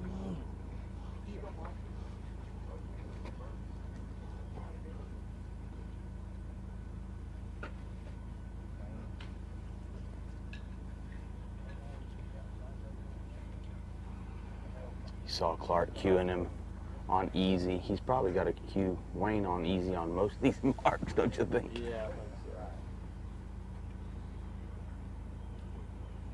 Good job picking up the first 2. You know, if you're watching, you could definitely tell that Wayne understood that cue as well. He saw him start breaking down. Pretty quick. Definitely he was in a different gear than normal there. He's gonna go for that middle bird, the shorter middle bird. How far do you think that bird is, Leo? 80 yards. Maybe 100 at the most, somewhere between 80 to 100. To realize that there should be a bird there. Oh. But that's where you gotta have that. This is going to come back.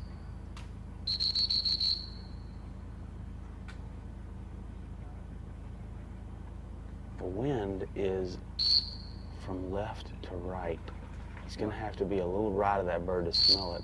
I thought Wayne was going to recognize that holes blind and break down, and he thought about it, but he just didn't quite yet do it. Boy, they just can't seem to find this bird. That bird is right there, buddy. You see Clark motion, I'm like, buddy, I can't handle you no closer than that. Yeah. Pick it up. You gotta dig that one up on your own, buddy. Smart handle. I think that was a smart move. Wayne looked like he was gonna peel back and go to those goose decoys in the background, which we've seen earlier is not a good place to be.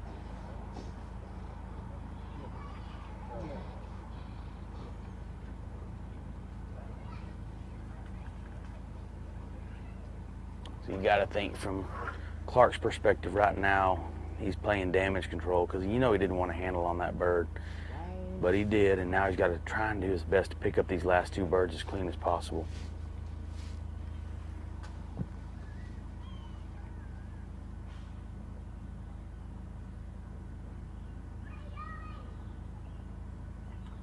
Oh, wow. Wow, good job. Does not get much cleaner than that one.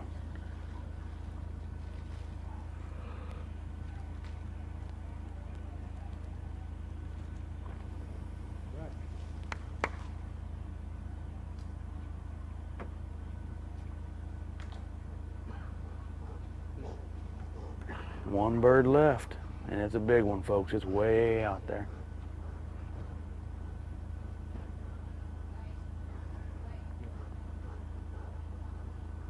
This is when you pull out the driver and just swing away. Let that dog fly right down the middle of that fairway. That's exactly right. If he fades into those trees, we know that's a dangerous place to be, but right now he is just... Oh boy. Come on, buddy. Oh.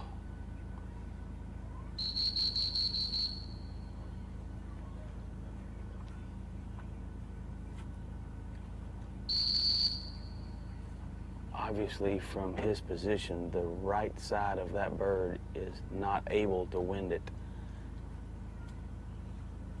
You have to be a little more left. Yeah, that's a pretty good job. Had 3 really good marks and 2 clean handles. You bet. Nice job, Clark.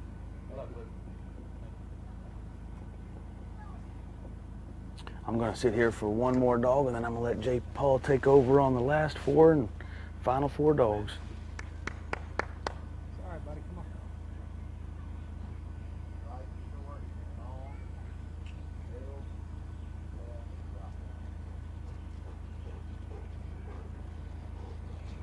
on. Up next, Luke Cooler and Bang.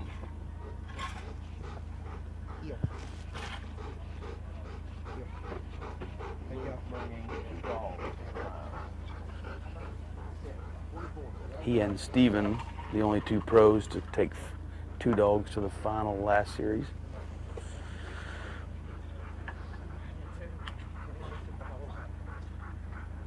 Bang is started out as a field trial dog, so I got to think that long retired, he's got a decent chance of picking that bird up good if he sees it. You know, I don't think anybody's picked that bird up clean, has they?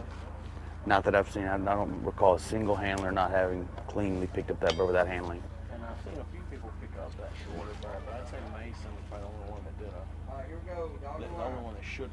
handle. How about that? I think Steven and Mason and Clark and Wayne probably had the best shot or attempt at getting that long retired, and then at the very end it just didn't work out.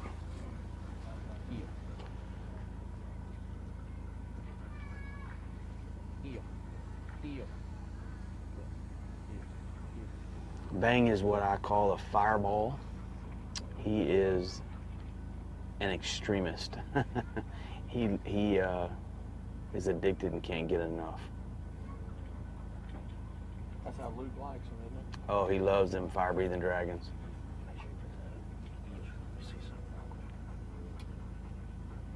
He's going to take his time and really point out that long, retired field trial bird.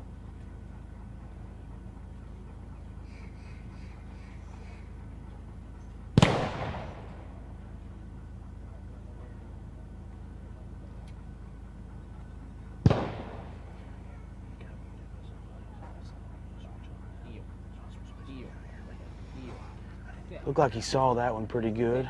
Luke's gonna walk away and go get his shells in his gun. Sit. Sit. Sit. Sit. Sit. Luke making for sure that his dog will not leave that mat and sit still. Doesn't want to take any unneeded points. And notice his dog did stay on the mat the whole time. We don't know if there's any points there, but Now you start shooting over Bang, and he takes it up a notch. Bang goes from a 10 to 11.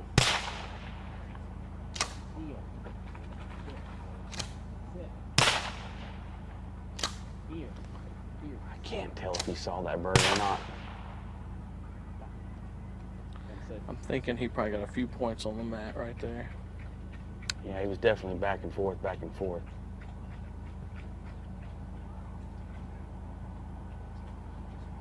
You know, these birds have been right there where you can see them, and his bird is not. I can't see it from here, and I've seen the last 4 or 5 birds. Bang is all over that area and can't find it.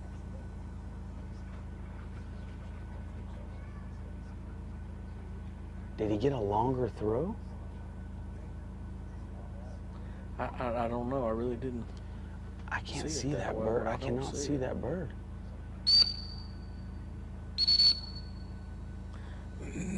Oh, he got a longer throw.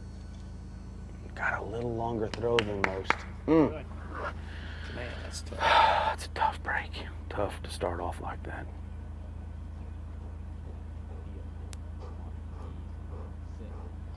Sit.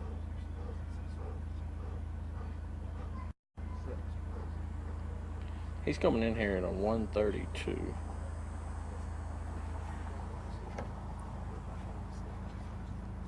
Bang, no, I think Bang is a 153. 153. Okay, I was looking at the previous total. My bad. No, I'm sorry, 157. Okay. 157 is total. The first place dog is in first with a score of 132.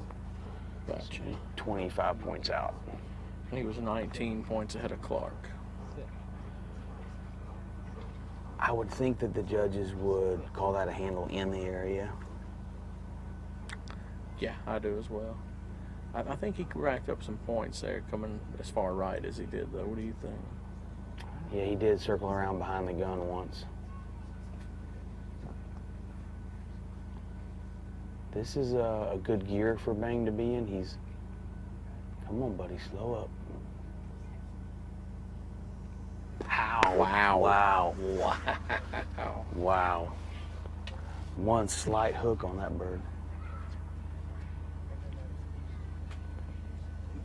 He's got the left bird to go, which I couldn't tell if he saw that bird or not. Wow, that was clean. That's as good as we've seen anybody pick that bird up. Definitely.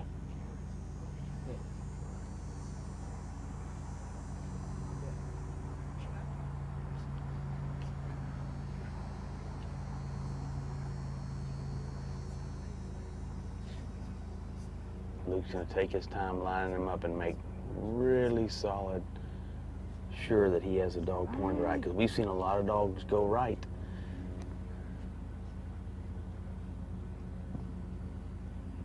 to be a little more left. Get behind the gun, yep, smart handle.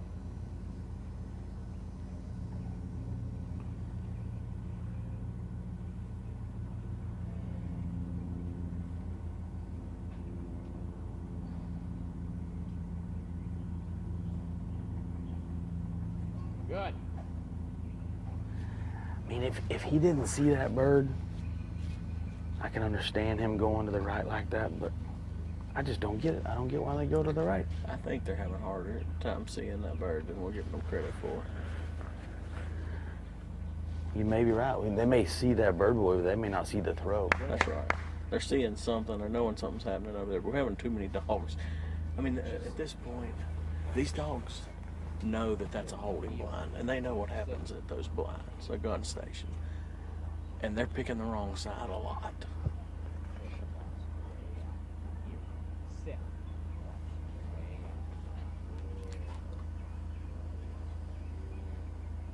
He's locked in. He's not moving his eyes. That, as a handler, that tells me that he knows where that bird is.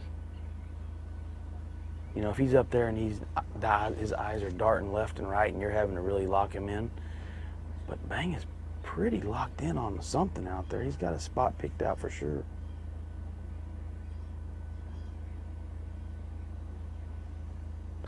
Luke's really taking his time. I'm not sure he didn't like what he was originally looking at.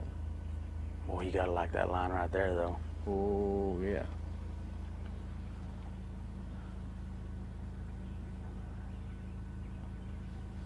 Let's fight it, buddy. If I don't suck right, stay on that line right there. We need some wind. We saw Wayne do the same thing and not smell it. See if Bang smells it. Oh, Luke gave him every opportunity to smell that bird, and he just didn't.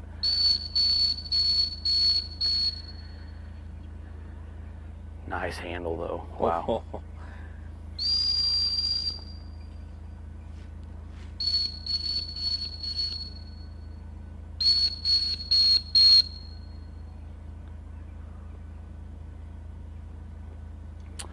I think he did everything he could do. Man, I'll tell you what, Luke was trying to give Bang every chance he could. I mean, that was a tough bird to come up with. I'm gonna jump out of here. It's been a pleasure, Leo. I'm gonna let J. Paul take over, buddy. And good luck to the Final Four, folks.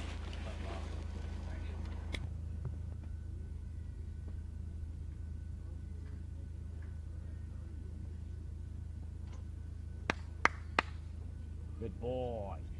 Runs up, guys. Runs up. Thank you. Heel. Here. Here.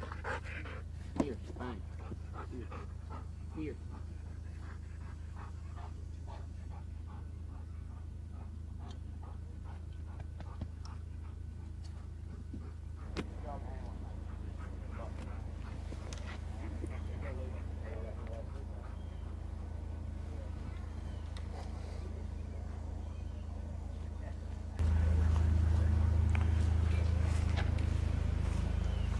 Here comes J. Paul Jackson back to the set. J. Paul, I feel like I hadn't seen you in 6 months. It feels like I've been away for 6 months, I'll tell you. It's been a pretty long break here, but Rody has done just a great job. So have you. I've been listening to you guys a little bit back there in the production trailer, and you guys are doing a great job. Almost didn't come back.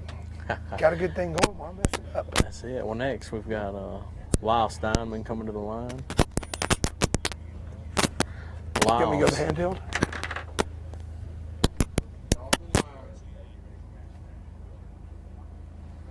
Lyles is an accomplished SRS handler as there is. I think running the SRS finals is like Christmas for Lyle. It happens once a year.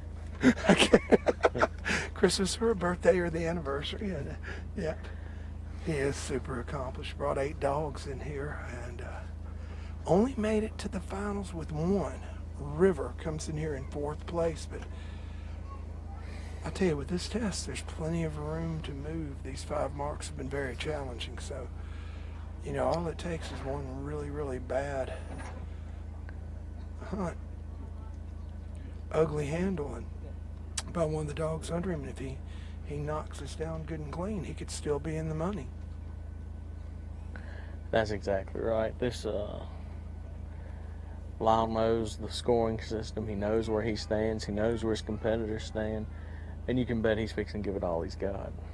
And of course, the top 3 dogs here all, actually second and third place, earn a berth back in next year's 2020 Super Retriever Series Crown Championship presented by Eukanuba. And the winner actually gets a lifetime pass. It's kind of like winning the Masters. If you've won it once, you can come back every year for as long as you want. That's right.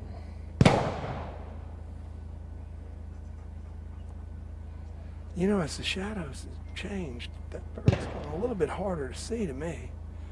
However, that long middle bird's getting a little bit easier, and that's the second one today that I've seen that is actually visible from the line. Not sure about the 4 dogs that ran while I was away. I didn't have the angle to see, but did you have any others?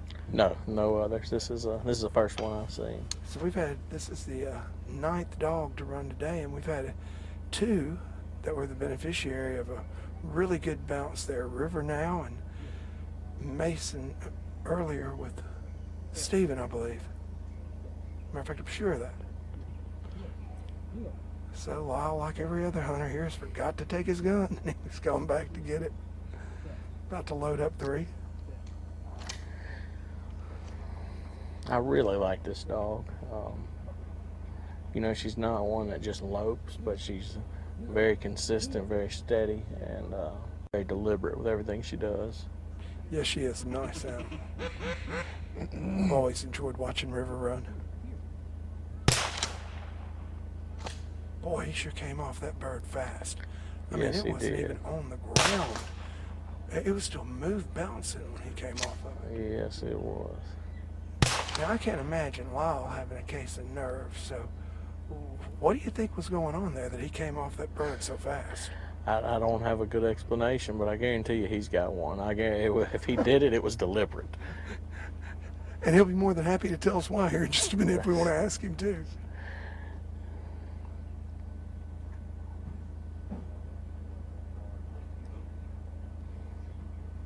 I don't know if maybe he's thinking that if it bounced right, you know, you don't want to be right when you're going to get that bird. Maybe he didn't want the dog to see it moving further to the right. I don't know. I'm trying to come up with something hard. Well, I'll tell you what, Lyle's a pretty cerebral handler, but if that was the deal, you talk about thinking super fast on his feet. Oh, if that was the deal, he had it planned when he got here this morning and saw that barn go off. Exactly, and now he's coming back and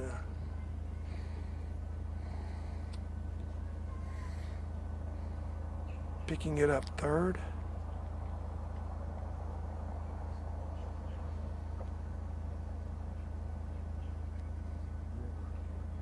Working really hard to talk River into this.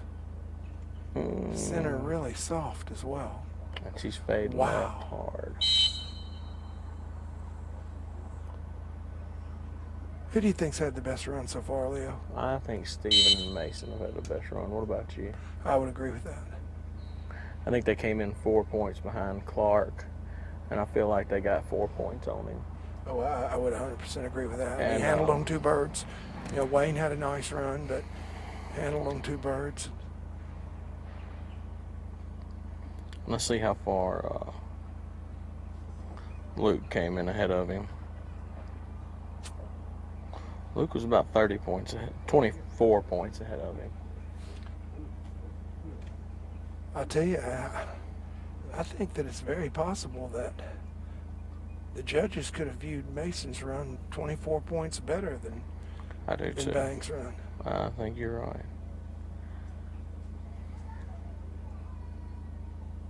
What was the split between River and Bang coming in here?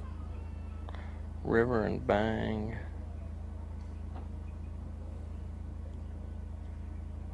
4 points.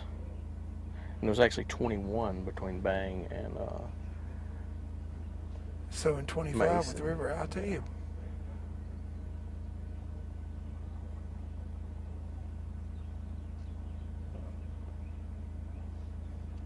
Yeah, and actually I was wrong. River did not come in here fourth among the pros. River came in fourth overall. We actually have a amateur below, so That was a pretty third nice among the job on pros. that bird. That was a very, very nice. And you know, for a second, it looked like River was going to fall in there, and where the other dogs have, but she held on and pushed out. And I'll tell you, River, she is a very steady and deliberate dog, but not super fast right now. You know, I had one of the judges tell me something about yesterday's test, because I know we beat up on yesterday's test a little bit. They told me, well, what did you expect? We're down to the 12. We were down to the 12 best marking dogs we got. Of course, we weren't going to be able to trick them. And now I'm sitting here watching this test today, and I mean, it's so complex, but the dogs are still doing a really good job. And I think that he had a very good point the more I think about it. What do you think about that? Oh, I definitely agree. I mean, and the other thing is we had 24 dogs and not 12, and we had to get it done yesterday afternoon. Man, I tell you, this is looking fantastic right here. Yes, it is. She is in a good spot. And she's just a hair right, but I see But her she's moving. fighting to stay where she needs Yes, to be. and I'm pretty sure she knows where this bird is. I don't think he's just, he's sitting her on his name. Oh, man. Checked up, 10 yards short and is hunting. Yeah, I think but she's feel going the to get breeze. it. Feel She's the going breeze to that get we're it. getting. I mean, that breeze is coming in our face right now. I believe she's got it. Nope, she's turning back short. I mean, I can see the bird. Oh. I think that was a pretty wise move on. So what do you think, handling the area? Yes, I definitely do, and I think that's exactly what Lyle was thinking. He better take a chance at handling the area, because that's the only way he's not going to give up the 25 points. I think it's going to be very, very, very tight right now between Mason and River. I do too. I think that's the two that are playing right now. Assuming that the two pro dogs ahead of them hold on, I think you're looking at third and fourth, but I don't know what order. And all you have to have is, some major, just one really, really bad mark for either of the last two or both of them, and you could be looking at 1 and 2. That's exactly right. I mean, I think it's very dangerous to assume what a dog's going to do on this test, because just like you saw with Bob and Chrissy, you let them get just a little bit off track and you're in trouble.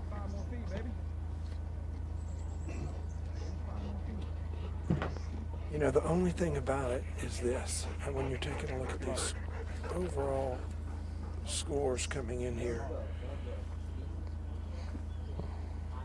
you're looking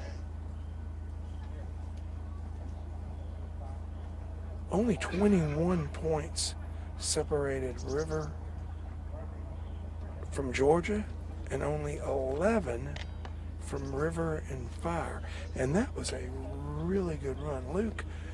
If Luke's going to get underneath the River, Luke's going to have to be Pretty darn good. Basically, he's going to have to run a test just as clean as River just ran, because all it takes is a handle to the area on, he handles on 3 out of these, and one of them's a handle to the area. I'm sure that Lyle's first handle was a handle to the area. I'm not so convinced that last handle was. So let Luke or maybe even have 2 handle to the areas. How do you feel like our amateurs are stacking up heading into this? I feel like Bob definitely lost some ground. Yeah, I think that it's Mike Gibson and Triggs to lose. Oh, absolutely. No doubt about it. But how much leadway you think they got? I think I think that, Grits had a really good run. I think from what I've seen of the amateurs, Grits had the best run. Have you seen him? Can you recall a better run among the Sams? I think Ron Anderson and Bella, possibly. Yep. I'm sorry, I forgot about that. I think that Grits, she hunted a lot on that middle bird. And I think they're going to hit her pretty hard. Yeah. Yeah, Ron and Bella had a really good... Right now, I would say that Ron and Bella are probably in the lead among the amateurs. Of course, we don't know the scores yet, so I could be very, very wrong about that.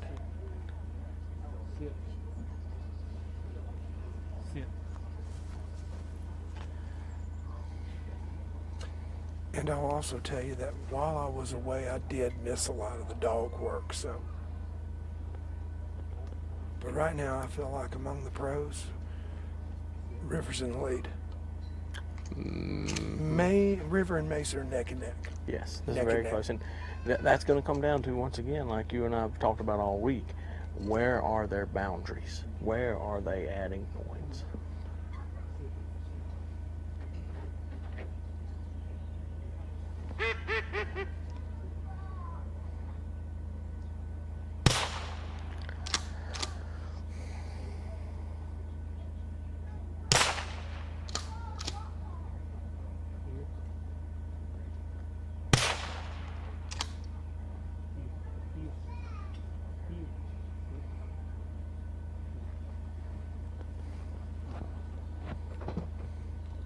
You know, here's the thing. I was just taking a look at the scores. So we watched Trigg go after the goat bird. River came in 27 points ahead of Mason.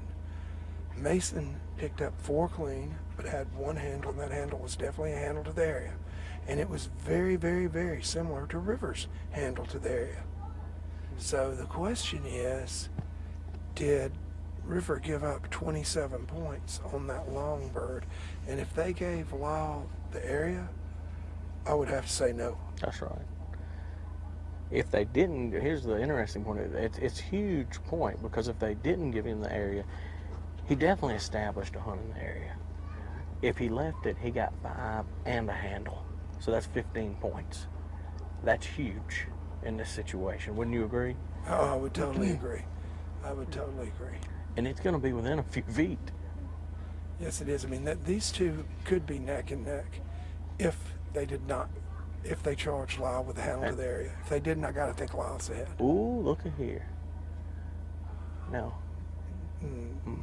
That's man. not done yet, but getting close. Oh, there we go. I'll tell you, that was a very nice walk. We've seen one dog go out there, I believe, and just punch that one in the mouth. Everybody else has had a pretty good hunt, and most have had a handle.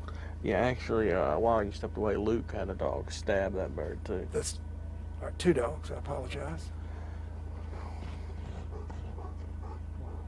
No. Actually, Bang was the only one that I've seen that did stab it. Okay. Okay. I think it's still just one Mason dog. did a good job on it too, didn't he? He handled on the long bird and stabbed the short bird. Yeah, and he handled very early on the long bird. That's right. I think that's a brilliant move on his part.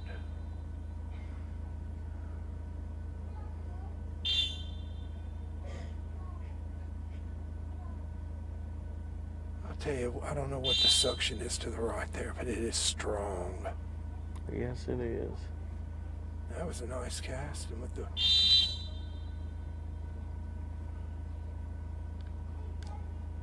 seems like Trigg has a nose full here. That was a pop, I would say.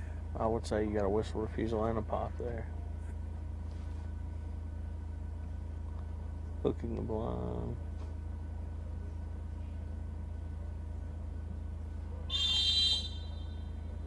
I tell you, after Ron and Bella's run, Mike better get out of here quick, or he could be in a world hurt.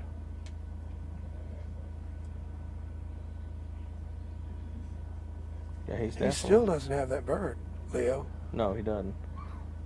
And he just ran right past it. He's coming back.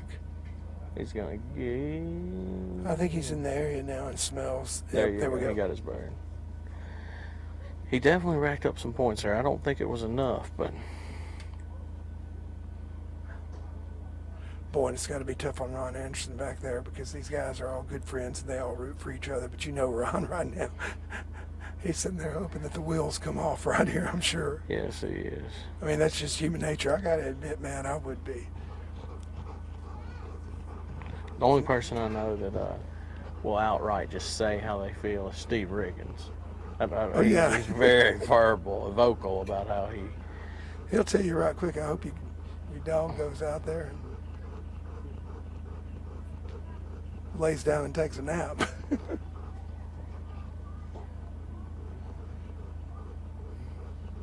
But I gotta admit, I was always that way. It's always been my philosophy. Fella that says winning is everything, he never won anything. But you do want to beat people at their best. Oh, you do. You definitely do. And look at him. He's willing to keep on going. He likes that line. Come on, This is kind of the decision point right here. Well, I'd let him go. I think I see that bird. Nobody's found it from where he is. Let's see if he'll be the first. Oh, he was about to come in and get it. Man, I'll tell you what, you think he wants it back, but was that a handle or just a whistle and whistle refusal? I don't think that was a handle to the area because he never got to handle it. He just blew the whistle and the dog had already turned around and refused it. I couldn't go there. I couldn't do that because you can't give him a reward because the dog didn't sit on the whistle. Well, you're punishing him for the whistle refusal, though. I think, yeah, I don't think you can have your cake and eat it too. I think it's either a handle to the area or a whistle refusal. I don't know. They're talking about it, but They are talking. They're definitely talking about it. I gotta think that. I know this. I'm gonna take a look at the judges' books when they're done, if they'll let me. While we're waiting for Luke to come up here with Fire, give you a recap on Fire. Fire, through the first 3 series, was the leader overall. He finished the first series with a 2-point lead on Mike and Trigg for the overall. Came back and had a really good second series and actually increased his lead. I believe Kay came out of the second series with a 28-point lead over second place. In the third series, he gave up 10 points but came out of the third still 18 points ahead. And then we saw a flop in the fourth places. He had a speed bump and lost some ground, and Fire actually leapfrogged Fire and a couple of other dogs to take first. So now Luke is coming in here in second place in both the overall and among the pros. Judges are still having a they're definitely not arguing. I would say it's a spirited discussion, though. They are taking the time to really give this a lot of serious consideration, and each one's respectfully listening to the other's thoughts as they lay it out there.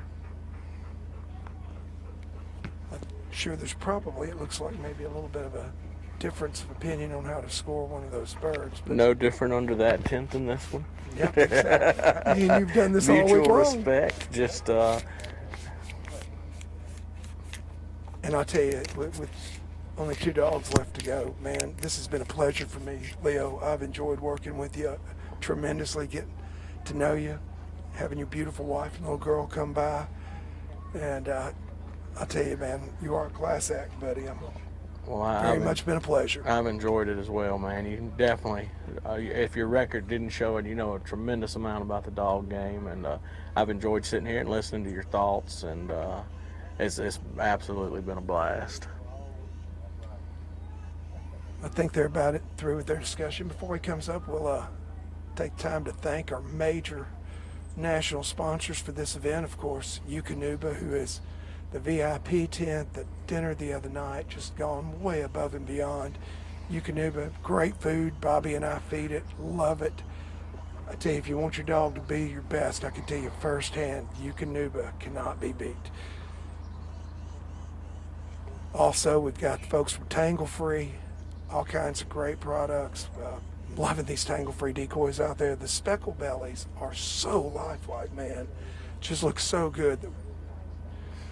Also, their dog hides, their layout blinds, their bags, their gear, all of which is available in Optifade, which is my favorite camo. As a matter of fact, that Excel F4 with the Mud Buddy motor sitting in front of us is an Optifade timber. And I believe that Tangle Free has an exclusive license on gear in Optifade, just like Excel has an exclusive in boats. Excel's the only boat company in the world that can offer you a boat and motor combination in Optifade camo. And then last, Ox, coolers and tumblers by Water's Edge. They are fabulous. I put ice in mine last night, and you can still hear it there. Stuck it in the fridge last night before I went to bed. My Gatorade in it, and it's still got ice in it this morning. Ox coolers and ox tumblers by Water's Edge. Yeah, those things are amazing, man. I've been thoroughly impressed with those ice chests this weekend. And there's a very, very large variety of them available in the Super Retriever Series store as well. I know we've got a bunch of them available over there by Rosie, both ox coolers and ox tumblers of all sizes, from the 10 quart all the way up to the big 110 quart with wheels.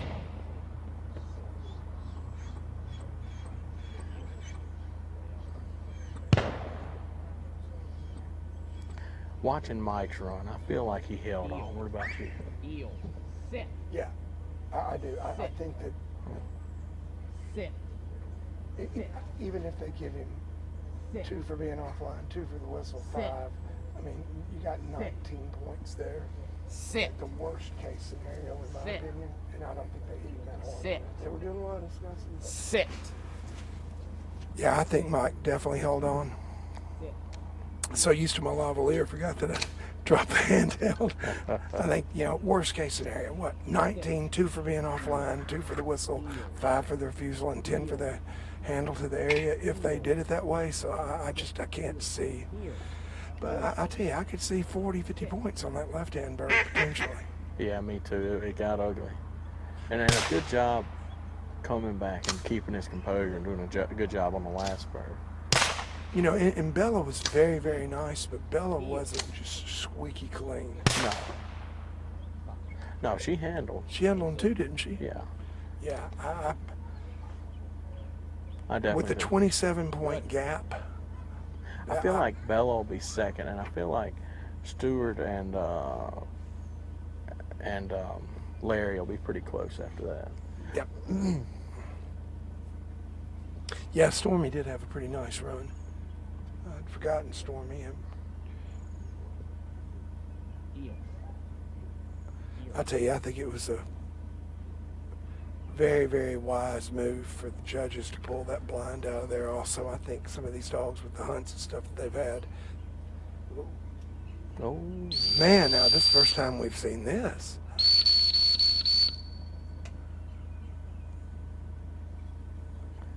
That is a tough break. Wow. And the shadows have changed right there. That is definitely a handle to the area. But, again,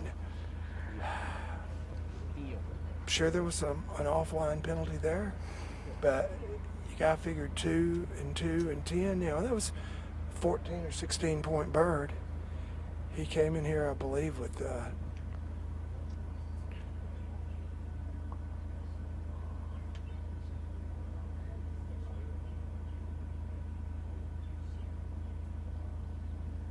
wow, Man, that's a good job of sticking in there, because most dogs have made a loop in there and headed to the highway.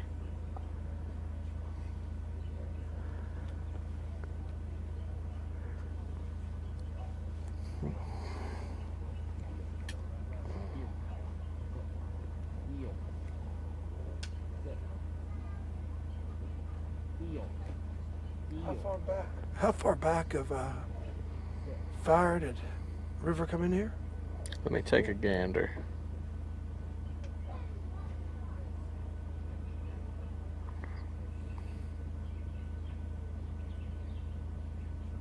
$11 points.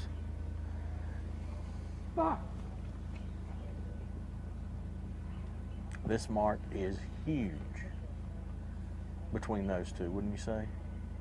Oh yeah, this is going to be as I recall, River went in there and came out with it really, really quick.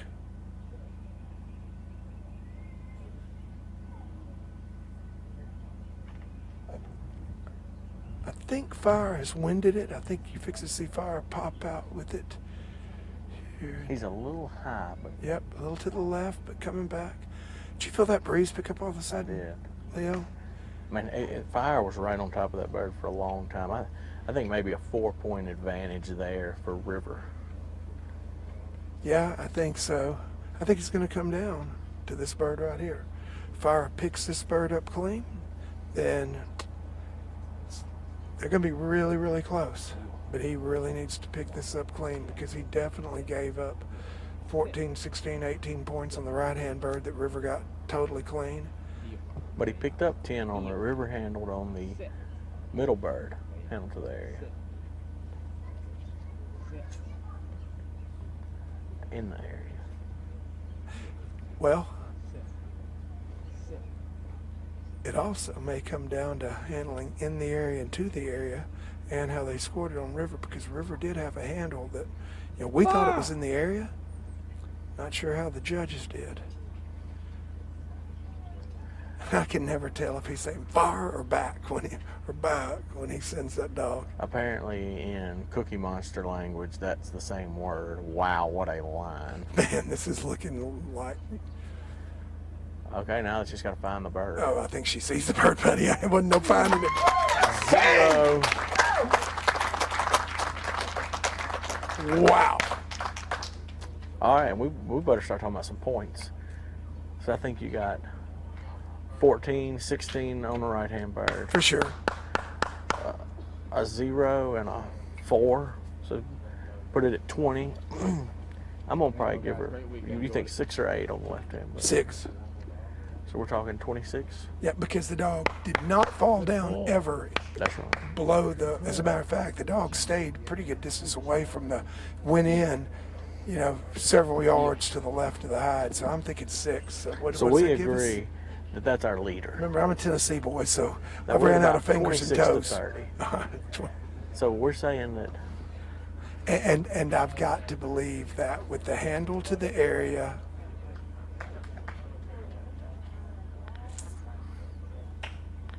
and even if they gave Lyle the handle in the area and an 11-point cushion, I think Fire got it. I think Fire is probably sitting there in second, and but I mean, don't count out Mason. We felt like Mason and Lyle were pretty doggone tight after Mason's run. That's right. It very well could be that they're all three bunched up there in second, third, and fourth.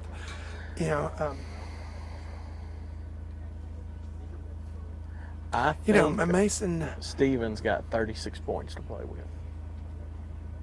What do you think?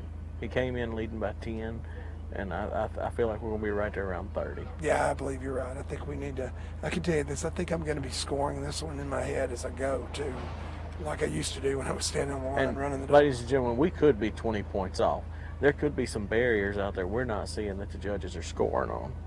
Yeah, and I will tell you this too. I had a long talk with the judges after the third series, and particularly Scott Liebenguth. Can you say that word, Liebenguth? Liebenguth. Yeah, Scott Liebenguth. He showed me. I was stood at the line, and he said, "Okay, here's what we were deeming the line to this bird, and you got to give a dog a little leeway to have a little bit of bow in it."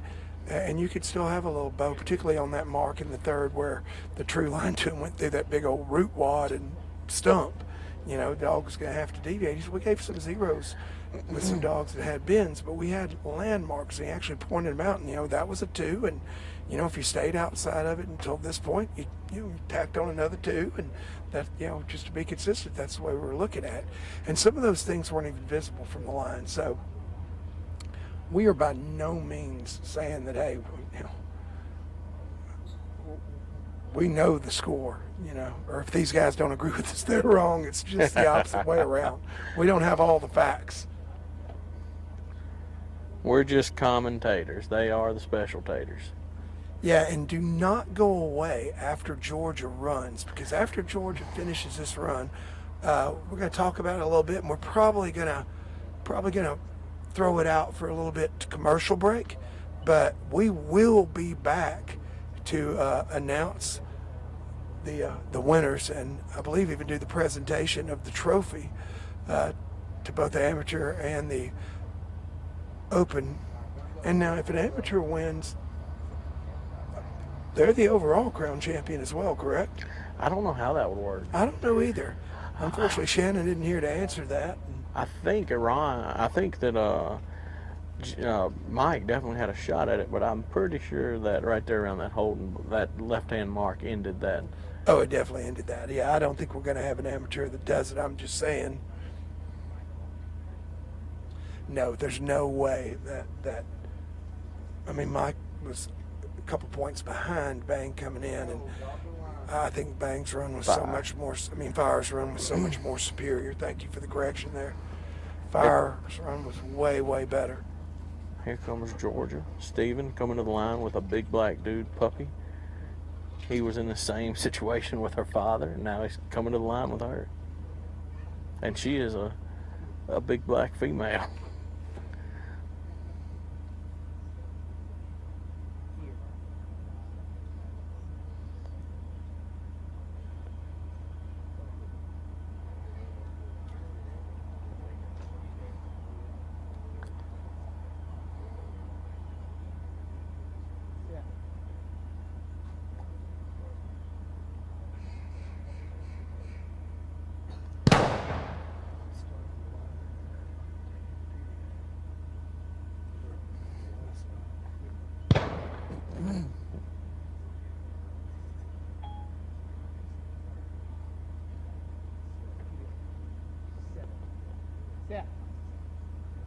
All right, a lot of glare on the monitor, but it looks to me like Georgia saw. Yeah, I think she That's saw pretty the good. birds. Yeah, I think she did too.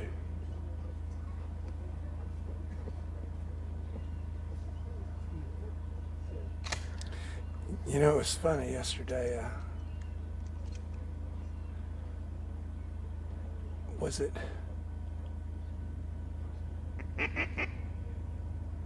Warren Sapp that he said Georgia reminded him of, or Serena Williams?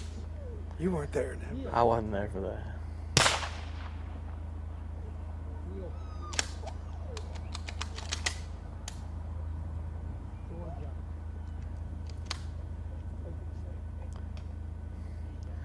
Little gun malfunction. She's right there on top of it. What do you think, a 4? Yeah, definitely on the Go Bird. And you know, the thing is, guys, that shows you right there, this cover is not as short out there as it appears. You see the mower trails, but it's still tall enough out there that that bird is shorter than the cover laying down inside of it, so she had to get right on it to find it. Ran right to that one. Still sitting at 4? Yeah, that was within a foot. I mean, that's all but stabbed it. Now let's see where he goes next. He's looking down the middle.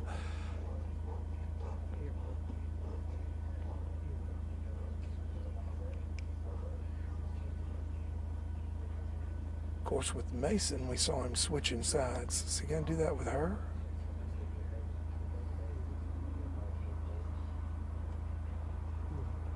He's spending a lot of time communicating. Well, I think he's trying to talk her into this. I think she's looking at it, and he's trying to convince her that that's it. So she's a little bit offline to the right. Man, that is not the spot to be. He's letting her roll, though. He is letting her roll.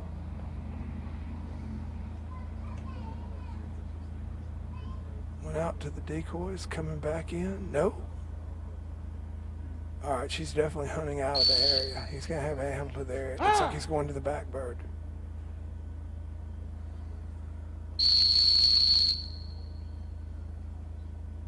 And I think she racked up some points before he ever blew that whistle. What do you think? I think so. Well, you know you've got 12.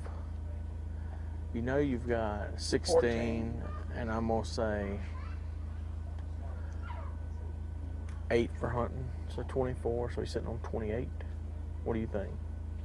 Yeah, I would say probably 8 before he blew the whistle, and then he had 2 more whistles, which is 12, and then the handle to the area, 20, 22, 24, and yeah, I think 26, 28 for sure. Maybe as many as 30.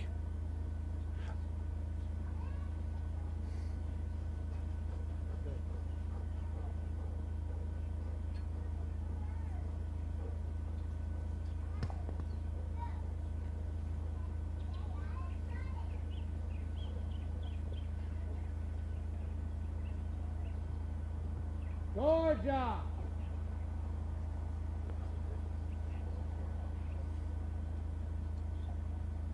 And he's a good mark here, and she's in a good Well, spot. she's in a good spot to get a good mark here, just a little bit to the left, to the right, but fading left. Now she's up in there. I can't see her. She got it. Right. I mean, I think the Crown Championship's going to come down to this bird. This is it right here. I have no doubt about it. If he handles, I mean, I've got them right there together. But it's got to be quick and it's got to be clean, and then the judges are really going to have to scratch their heads. Yeah, I'd say that was no worse than a 2 on the left.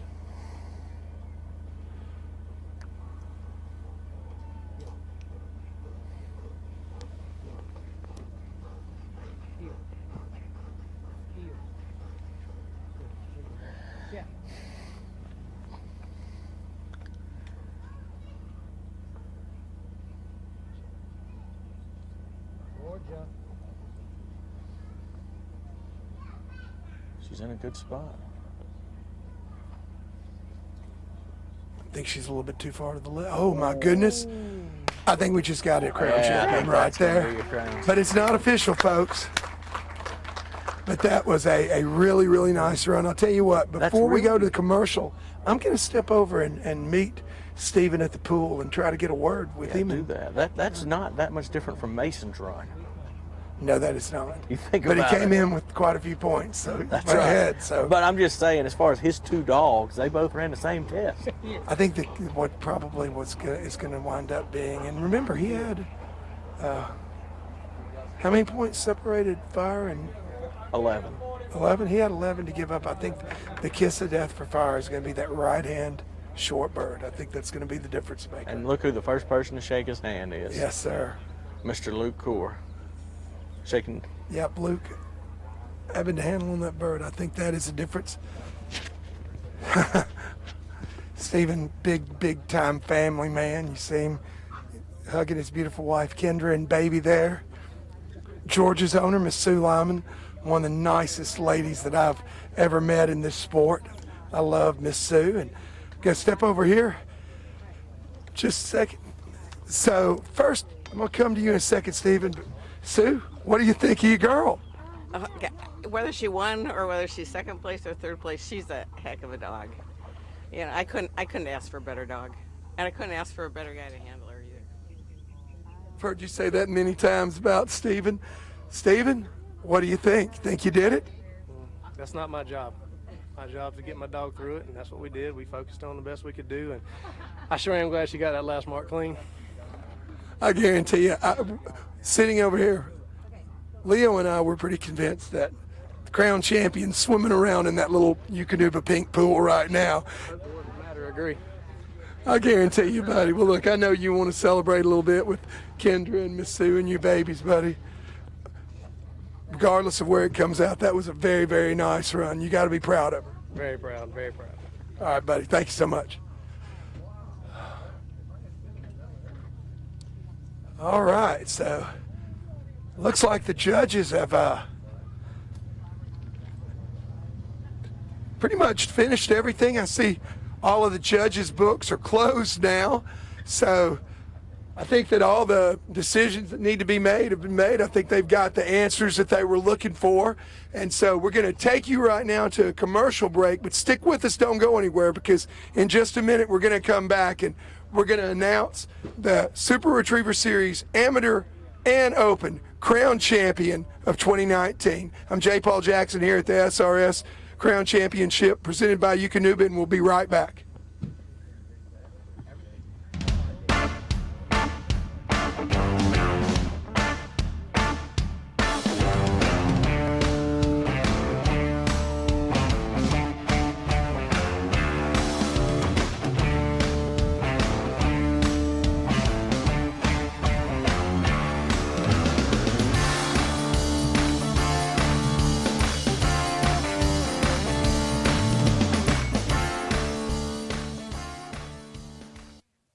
Inside every dog is something extraordinary, waiting to be unleashed.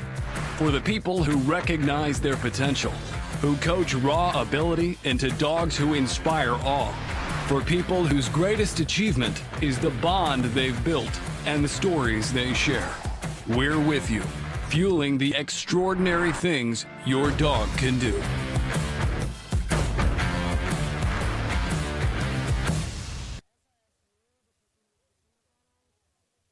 Look, it's plain and simple. If you want the best, you got to use the best. Flight Series. What we have here is our Optifade timber bag with your decoys from Tangle Free. Got your backpack straps for easy toting in and out. People ask me all the time, why Tangle Free? This is why. When you don't blow a duck call and you got to fit in with the team, somebody's got to do it. What's my job? I run the Jerk Rig 60 days a year. Billy Campbell with Dr. Duck, thankful for Tangle Free products and done for us. Good stuff. Tangle, okay?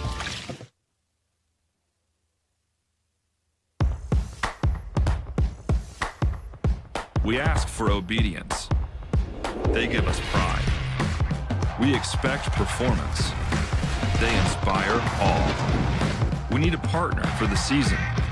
They give us a bond for life. Our dogs give everything we ask, and then some.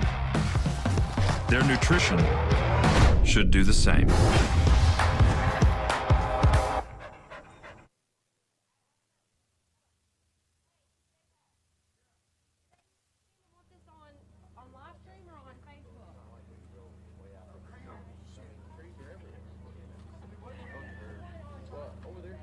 I don't know.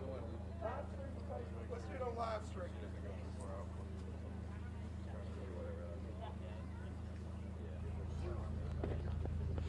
All right, folks, we're coming back to you. We don't have the results yet, but we are about to spend a minute here on our live stream with one of our SRSU semifinalists, Dakota. Buddy, you made it to the semifinals, and you actually got to make it to the finals too, because after running your dog, now you've been one of our bird throwers all morning long, man. But congratulations, buddy, being the highest finisher out of the SRSU.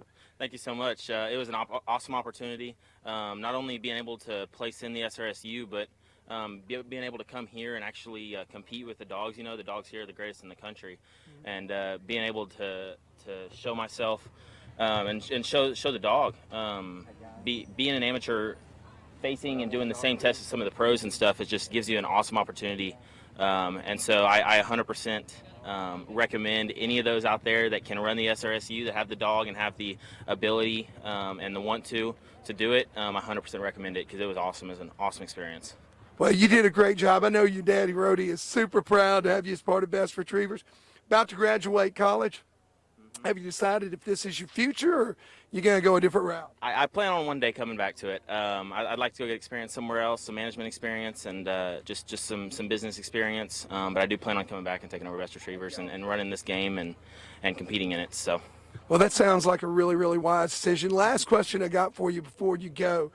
Looking at this test, were you thinking, dang, we could have done that, or were you thinking, man, I don't know? I had a feeling JJ could have crushed this. I really hoped I would have made it to the finals. I'm sad I didn't, but it would have been an awesome opportunity to be able to run it. I feel like me and JJ could have for sure competed in it. So. Yeah, and you know what? I really think that this guy and JJ could have too. In that field trial, I watched JJ go long, and you do a great job handling. So I think that you probably could have given them all a run for the money if you could have made it here.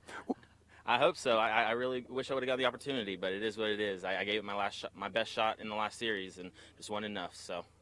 I hear you, buddy. Well, thank you so much, and thank you for your hard work out there in the field, too. All right, guys, we're still waiting to get our official results. They're taking their time back over in the trailer to make sure that they get everything right, adding everything up. We're going to throw back to commercial one more time, and when we come back, we're going to close this thing out and announce the 2019 Super Retriever Series Crown Championship presented by Eukanuba Crown Champion.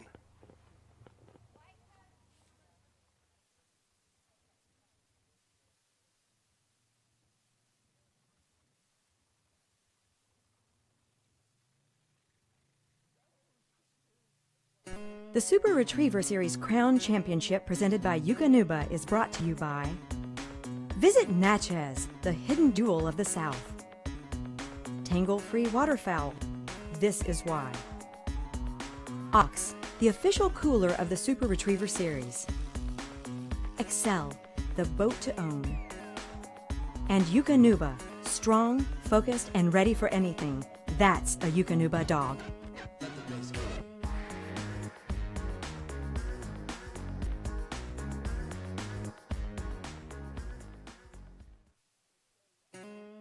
The Super Retriever Series wishes to thank all of our gifting sponsors: Eukanuba, Ox Coolers, Tangle Free Waterfowl, RNT Duck Calls, Sport Dog Brand, Retrieve R Trainer, Yeti, Duck Blind Coffee Company, Back Down South Clothing Company, and Gunner Kennels.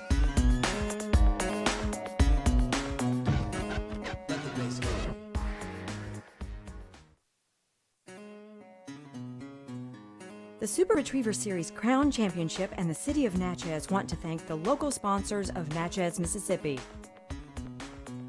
Visit Natchez. Visit Mississippi. Paradise Foods. Concordia Bank. Good Hope Construction. United Mississippi Bank. Natchitoches Power Sports. Stan King Chevrolet. Ram Rentals. Rue 61. Stevens and Hobdy. Silas Simmons. Rivertown Retrievers. Natchez Heating and Cooling. Wilmar Construction. Dairy Queen. Oak River Farms, Angelina Farms, and Tensas River Plantation.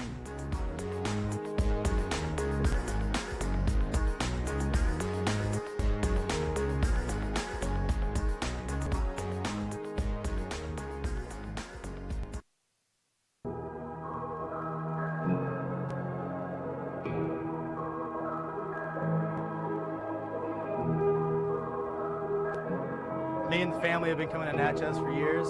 We love it here. The views are beautiful. It's one of the great places to visit in the Southeast. My wife and I come over here every year, and we tour and we enjoy the food and all of the recreation. The colonial houses are just spectacular.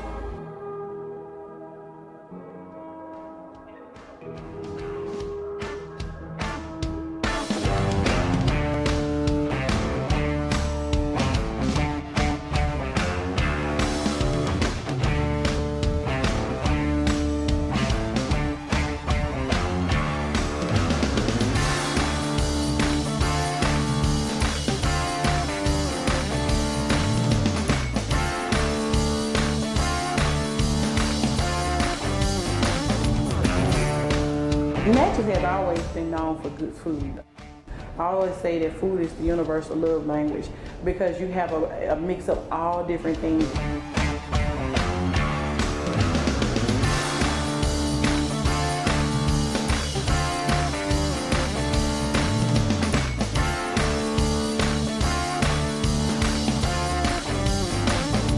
Natchez is really becoming one of our favorite places to visit. Yeah, like just one weekend, get up, walk down to the river trail, go get some food at one of the local restaurants, maybe even go to the casino, do some shopping.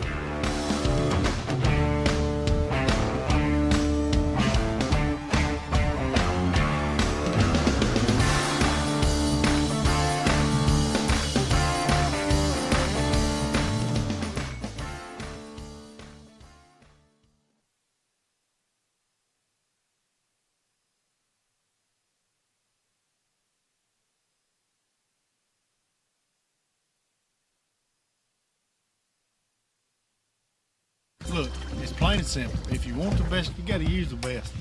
Flight Series. What we have here is our OptiFade timber bag with your decoys from Tangle Free. Got your backpack straps for easy toting in and out. People ask me all the time, why Tangle Free? This is why.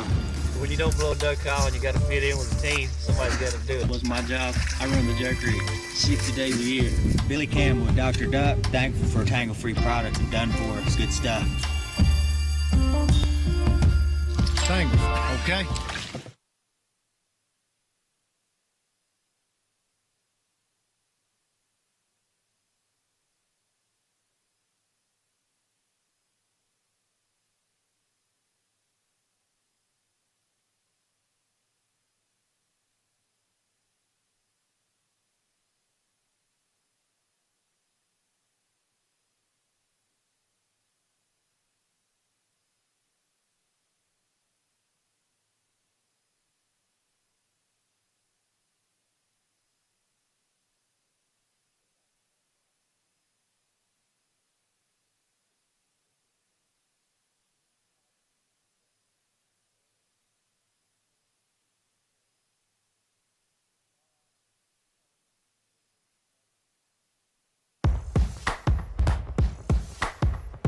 We ask for obedience. They give us pride. We expect performance. They inspire all. We need a partner for the season. They give us a bond for life. Our dogs give everything we ask, and then some. Their nutrition should do the same.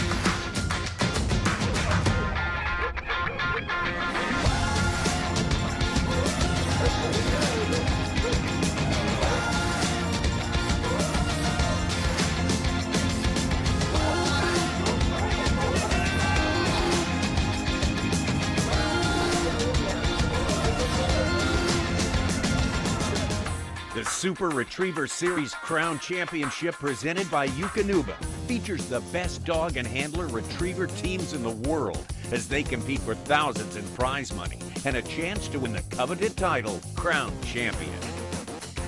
Every team is challenged over 5 series of hunt tests, field trials, and hunt-savvy scenarios. What dog will be the best all around and go home as Crown Champion? And then there is the Super Dog, the track and field of dogs. High jump, long jump, and a race for speed we call Raider Run, a race above all races.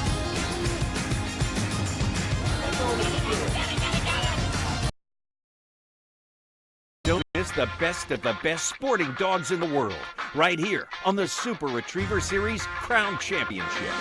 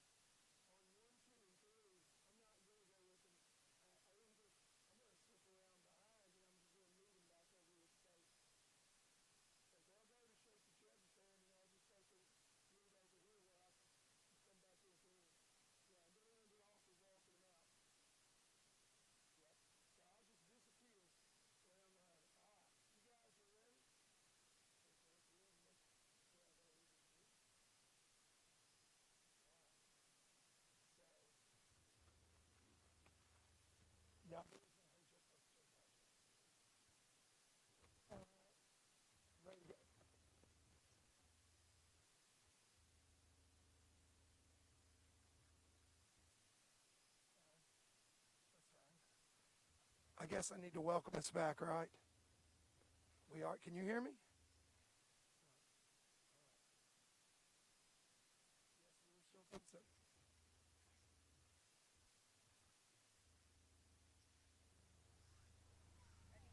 Okay, folks, welcome back. Of course, I'm J. Paul Jackson here after the finals at the Super Retriever Series Crown Championship presented by Eukanuba, and we are about to announce our winners. We're going to start out with our 6th place amateur and work through the AMs, and then we're going to come back and we're going to give you our top 6 pros. So without further ado, in 6th place among the amateurs, Mr. Stuart Williams and Casper. Come on down here, Stuart. I'll tell you what, these guys were also our amateur team of the year. We're going to have a moment with Stuart here. Buddy, congratulations. You got to be excited. I am. Probably just a hair disappointed too, though, because I know you came in here wanting to win. You know, my goal coming into this was to get 2 in the top 6, and that's what I did. Amen, buddy. Well, I think the judges want to shake your hand as you go out there, buddy, so congratulations again. I'm glad we're doing 6 first.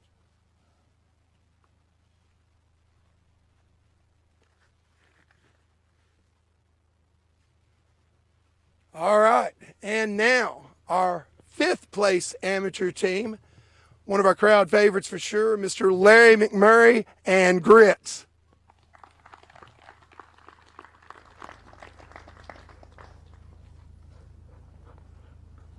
I'll tell you what, Larry, I know this probably wasn't the outcome that you wanted, finishing in 5th instead of 1st, but sure did look like you and Grits were having a really, really good time and you were enjoying being back here. You were in the very, very first Crown Championship, and now 20 years later, here you are back again. How'd it feel, buddy? It felt great. It felt great. It's something I really look forward to getting back into, and you can count on me being back next year.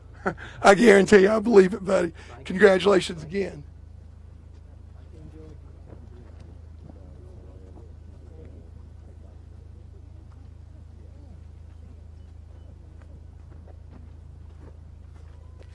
All right, and our 4th place amateur team, Mr. Robert Jones and Chrissy. Now, if you've been watching us through our live stream all week, you know that Chrissy absolutely came out and had a wonderful 2nd series. And Robert, there you go, buddy. How you feeling? Oh, feeling good. Great time. Great time. Yes, sir, buddy. Congratulations.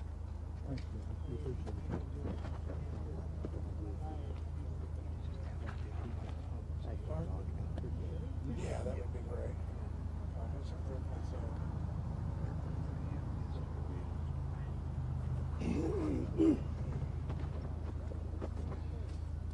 Okay, we're ready now for our 3rd place amateur team. Before I announce it, though, I got to tell you that all of our great sponsors, Eukanuba, Tangle Free Decoys, Ox Coolers by Water's Edge, and all of our product sponsors have really done a lot for this. And our top 3 teams in both the pro and the amateur division, in addition to, of course, getting a ribbon and a check, they also have a really nice prize package awaiting them by our sponsors. So here we go. Our 3rd place team is Mr. Stuart Williams and Stormy.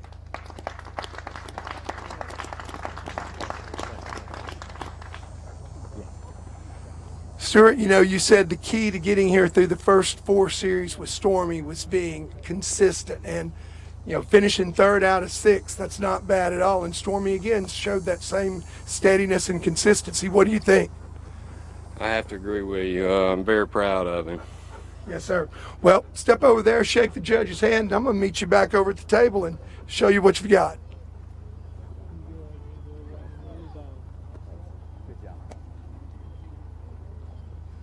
Okay, so for our 3rd place team, we have a tremendous prize package put together by Tangle Free, Ox Coolers by Water's Edge, R&T Duck Calls, Yeti, and of course Sport Dog.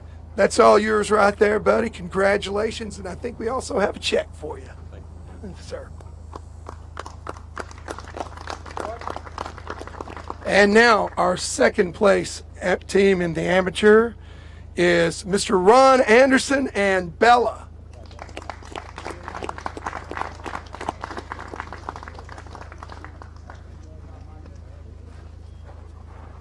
Ron, welcome back up here, buddy. Good job, man. You've been here before, though. Been here before.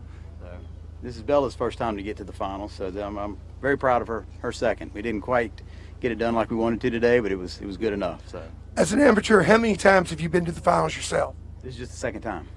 And I believe the first time? I won with my other dog, Smoke, last year. Well, let me tell you, 2 times to the finals and a first and a second. Hey, buddy, that's not bad at all. Congratulations. Thank you. I'm very proud of this one and this dog. She just Head had on over puppies. here. Yeah, and she's coming off of puppies. She's just been back in training for 8 weeks. 4 weeks.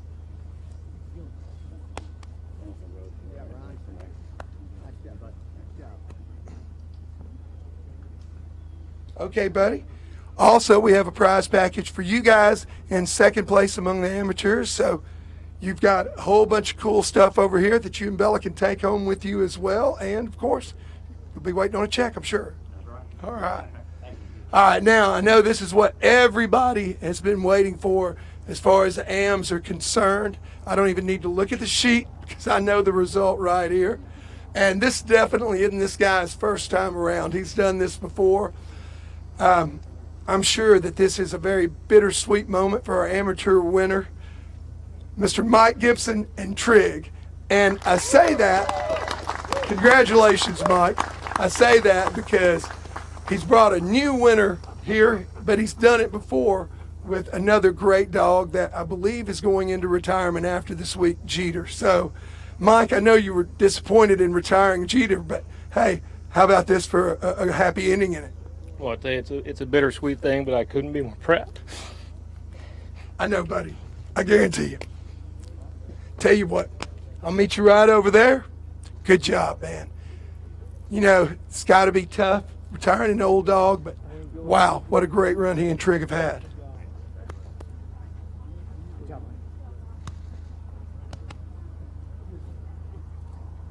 In addition to getting to take away the trophy in the honor of having first place, we've also got you a great prize package from all of our sponsors, buddy.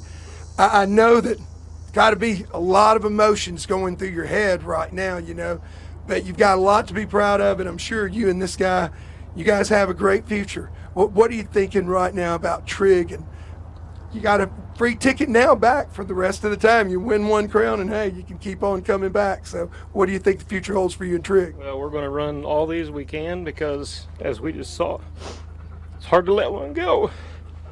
I hear you, buddy. Well, I hope you enjoy this one greatly. You definitely earned it. Here's your ribbon, buddy, and congratulations. Tell you what, Mike is one of the favorite amateurs here and a super classy guy.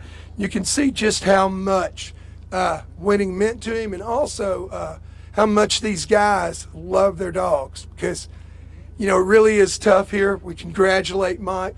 Really proud of him. Seen him for a long time with Jeter, and I think we're going to be seeing him for a long time to come with Trigg. All right, so now pros are over there dying, I know, to get these results. Coming in sixth place among the pros is Mr. Luke Kors and Bang. I tell you, Luke did a great job. 24-year-old young man, brought 8 dogs to the crown. I think had 4 or 5 in the semifinals or 5? 4 in the semifinals and 2 in the finals. 6th place, buddy. That ain't bad at all. Congratulations. You're another one. I know we're going to be seeing you back. Yes, sir. Yes, sir. All right, buddy. And because he did have to, we'll be seeing a little bit more of Luke here in just a few moments. Not sure exactly where, but you can bet he's coming back. All right. Our 5th place team, another one who's not a stranger to the finals, Mr. Clark Kennington and Wayne. Clark has had a tremendous amount of success. He's won a couple of crown championships. Came in here with several dogs. I know that Clark, you know, he comes in expecting to win every time, and he made it to the finals once again.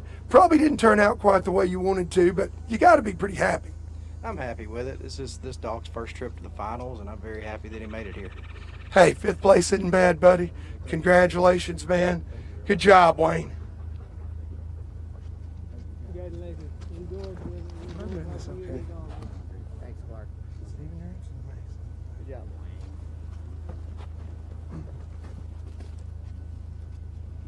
All right, now, if you've been listening to the live stream, you know that Leo and I in our commentary, we were really looking at these dogs hard. And I'll be honest, we had them pretty much stacked up from first through fourth the rest of the way. And, you know, we didn't really know exactly how it was going to sort out.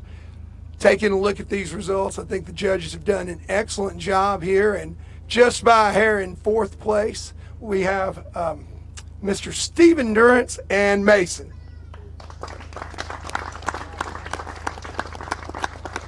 Of course, Stephen, too, has won multiple Crown Championships. Couple with Big Black Dude. Had a really, really good run with Mason and has another dog here in the files we'll be seeing in a minute. What do you think? I'm tickled to death. We had a really tough week, really great test, and, you know, the cookie kind of crumbles the way it does. And I felt like Mason didn't get necessarily the best breaks. Nobody's fault. It's just the luck of the draw. And when you can still be here at the end when you're not getting on your best game, I mean, you can't ask for anything more. Hey, buddy, you had two dogs in the final six. One of them we hadn't called out their name yet, so you know that you're in the top three with Georgia somewhere. So two of the top four. I mean, that's pretty doggone impressive, isn't it? I'm greatly humbled, greatly humbled. Yes, sir, buddy. Well, judges want to speak to you there for a second, and we're about to be right back now with our top three.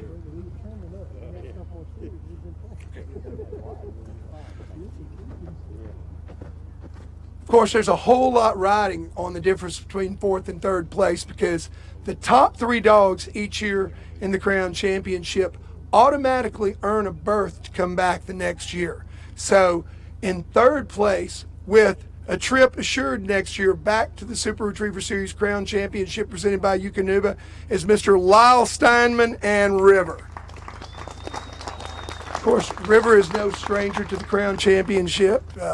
She's been here a few times in the past, and we know she's coming back at least one more time next year. So, you know, Lyle, tell us a little bit about River here. How old is River? River's just 8 years old, and she looks like she's about 400 with her gray hairs and stuff. And then when she rolls over, she's about got a white belly. So, yeah, she'll be back. She's in great health, and she definitely deserves to run. Well, buddy, there's your ribbon. Congratulations. I'll meet you over here at the table in a second.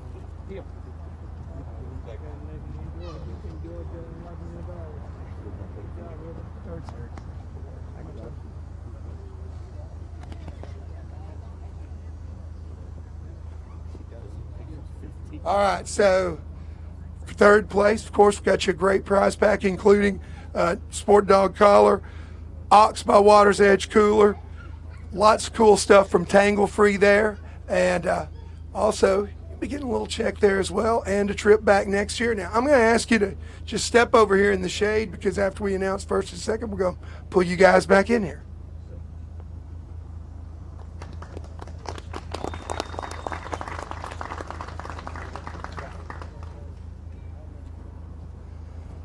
All right, this next dog had a tremendous week. And let me tell you, it's really, really tough, I know from personal experience here, to start on top of the leaderboard on day one and stay right there hanging in to the end. But that's exactly what this dog did. She was our leader to the first three series, held on to second place after that all the way to the end, or he was rather. The second place finisher here is Mr. Luke Core and Fire. And I tell you, the story of the week for this dog is consistency. And I can tell you, if you go back and you take a look at the broadcast, or you were watching on the live stream, one bird, and you know which one it was the difference between first and second place. What do you think happened over here on this right-hand bird? Fire was just a little jacked up and ready to rock and roll, and I tried to work him down and cue him on easy, but when he took off with this slope, and you know that down slope, he got a little bit too much speed and kept on driving. Yeah, he was definitely on fire, and it looked like he had the afterburners kicked in. But, man, I mean, you got to be excited. This is your second Crown Championship? Fourth Crown Championship. First time to the finals. Well, you got a free ticket back next year with Fryer. You going to punch it? Yes, sir. Yes, sir. Definitely so. Well, congratulations, buddy. Thank you.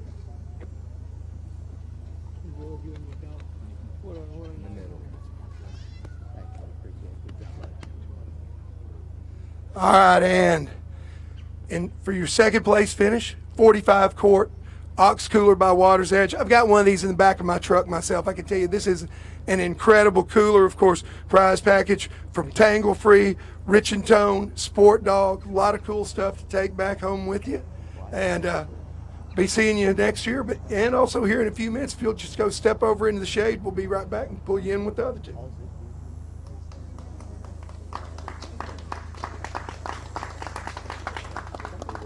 Yeah, I got it. I got it now. All right, now the moment that you've all been waiting for. I tell you, this guy has been here many, many times. Doesn't surprise me at all to see him make a return trip. The winner of the 2019 Super Retriever Series Crown Championship presented by Eukanuba is Mr. Stephen Durrance, along with Georgia. And we also want to congratulate Georgia's owner, Miss Sue, who's back there. She has been a long-time supporter of the sport and super happy for him. I'm sure you're just as happy for Sue as you are for yourself, aren't you, buddy? Absolutely. I mean, she's got a once-in-a-lifetime dog, and she managed to get to the top of the game. So I was tickled to death to see a daughter follow in her father's footsteps. That's right. If you don't know this already, Stephen has actually won this event twice previously with Georgia's sire, or Georgia's father, Big Black Dude. And Georgia looks to be just as consistent. She's a very steady dog, and she knows where the birds are, and she works with you when you need her to, and which was evidence in this, because, gosh, we really needed that last bird. This is way too close for comfort. What do you think across 5 series here has been the key to Georgia being here in the winner's circle at the end? It's no secret. It's consistency. It's just putting up steady scores. You don't have to win every series. You just need to be near the top for most of them. Well, she certainly has been very consistent and very steady. Of course, by virtue of this win, you've punched your ticket for a lifetime pass to bring her back each year to the Super Retriever Series Crown Championship. How old is Georgia? She's about to be 6. Oh, man. So I'm sure you're expecting a bunch of return trips here with her, aren't you? If I can beat Sue away long enough to let me run her, we'll see. I hear you. Well, go on. Our judges want to congratulate you as well.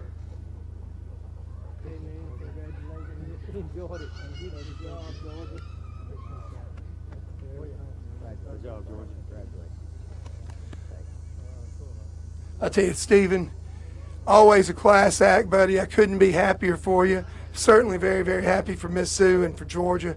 Super deserving dog. Of course, we've got your prize package as well. Now, you might notice that for first place that we haven't been talking about the cooler because there's not one sitting here.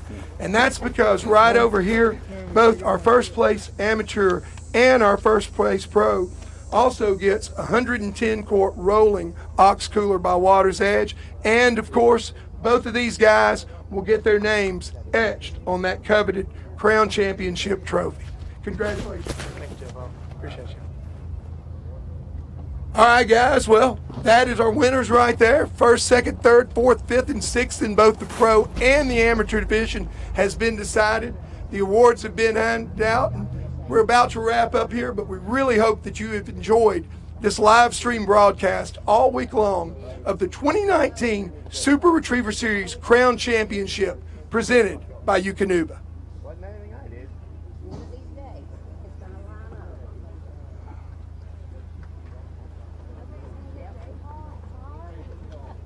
Oh, man.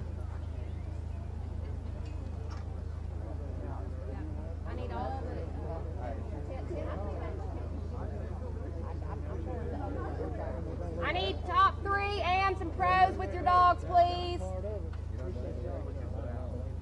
All right, hey guys, we may not use it, but before we finish up, we are going to do a little wrap up for TV.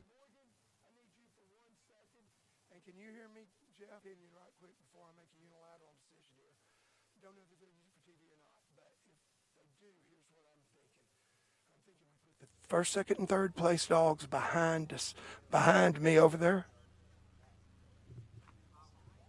All right, so I got to start over for him. Here's what I'm thinking. I don't want to make a unilateral decision, so I want you and Joe and Morgan involved in this, so I can blame it on y'all as well as me if I screw this up. But here's what I'm thinking. I'm thinking I go back over there in front of the trophies. I stand on the front side of the coolers. I put the first, second, and third behind me, and I just say something like, okay, guys, well, there you have it. You know, had a long, hard week of competition, seen some great dog work here, had some great judging, and, you know, a new 2019 Super Retriever Series Crown champion, or a new champion for the Super Retriever Series in 2019 has been crowned or something like that. And then I'm gonna walk out and you can end with the shot on them. Okay. Yeah. Because they're gonna talk, I'm sure. Some little hero shots. Do you want separate hero shots or do you want first, second, third? Well, we'll do one with all three together, and then we'll do separate. Okay, great. Sounds Yeah. great. And I mean, I could actually do one with just me and Steve Endurance too. Yeah, yeah. But we'll do both. We'll do them with all Start three. with Steve, and then bring the other two in, then do that one, and then we'll take them. Yeah, I'm gonna make it really, really fast on what I do. I mean, this is gonna be like a 15-second exit. All right, we'll do it both ways, and she can pick. All right, guys, top three. No. Yeah, top three pros, top three amps. If you haven't put your dog away already, line up right here behind the trophies. Real fast, guys. We're gonna make this super quick. We're finished with the rest of. I don't want to get photos of 4th through 6th. No, this is the winners of the placements, I guess. All right, we could get them all. No, 4th through 6th. Yeah, we want them all. Well, hey, that's gonna be difficult. We got a couple that'll fight. We have to get photos of top 6 for gold. Oh, don't put your dogs away. I'll tell you what, I'm just going to do this with the two winners, and that's it. But standing side by side with me. What do you think? Well, it's either that or get out all 12 dogs. Yeah, and we'll do it fast. Do the top three in each? Oh, okay. Well, you know, all right, we're going to do top three in each. Come get down right here. Come get behind us. I want third on each end, second, first. All six. And I want the two winners in the middle. I want second next to the outside. I want third on the outside. I want you holding up your ribbons. I want you behind there. Yeah. Pros to my left. Amateurs to my left. Pros to my right. Get in close like you like each other. Yeah. Yeah, you think behind's okay or up front with me? Can we turn the thing sideways so we can see the dogs better? Boy, you gonna pull them up front? Second, third on the outside of the signs, huh? Yeah, the dogs are hidden behind the first. Look. Yeah, let the first get on the ice chest, and second and third stand outside. All right.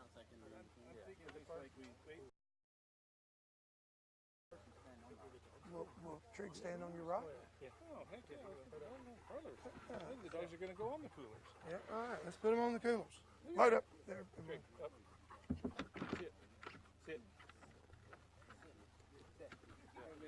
Yeah, this looks great. All right, we're going to do this really, really fast. I got a thumbs up, so whenever Joe gets it on me, all you got to do is say, I'm ready, Jeff.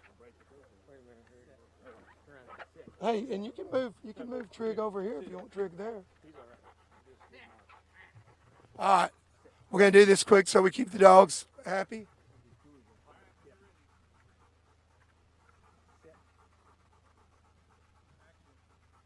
Okay, guys, we have had a very tough week. We have seen 5 challenging series here at the Super Retriever Series Crown Championship. But at the end of the day, the judges, they've taken a look at these dogs, the work they've seen, and now we have our top 3 pros, our top 3 amateurs, and our Super Retriever Series Crown Champion.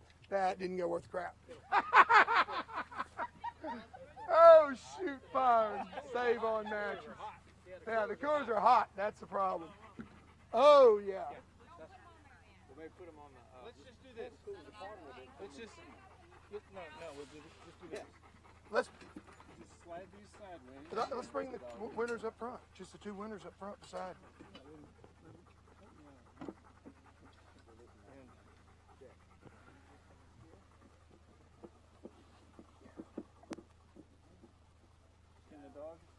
close? Yeah. Okay.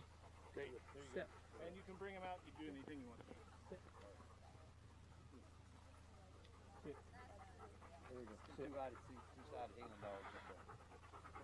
There you go, that it. I'm taking direction from the trailer guys. 3. Joe, you ready? Well, we've had a really challenging week. We have seen 5 fantastic series. Our judges have done a great job. And now, here at the end of the finals, we present to you our Super Retriever Series Crown Champions.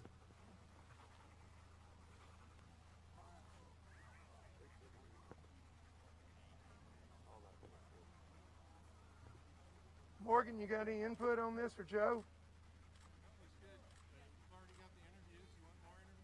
No, I don't. Do we need to do this any other way? Now we just got to get hero shots. Still photos. Will we do those one at a time? Yeah. With all each prize. What about, I had 4 things. We need to get them, let's do them first. Yeah, you guys cool off in the shade. Yeah, go cool off in the shade. You can call them out. And then, where do you want them? I can't forget and leave that boat. I'm sure you'd take it with you if you had one hooked up.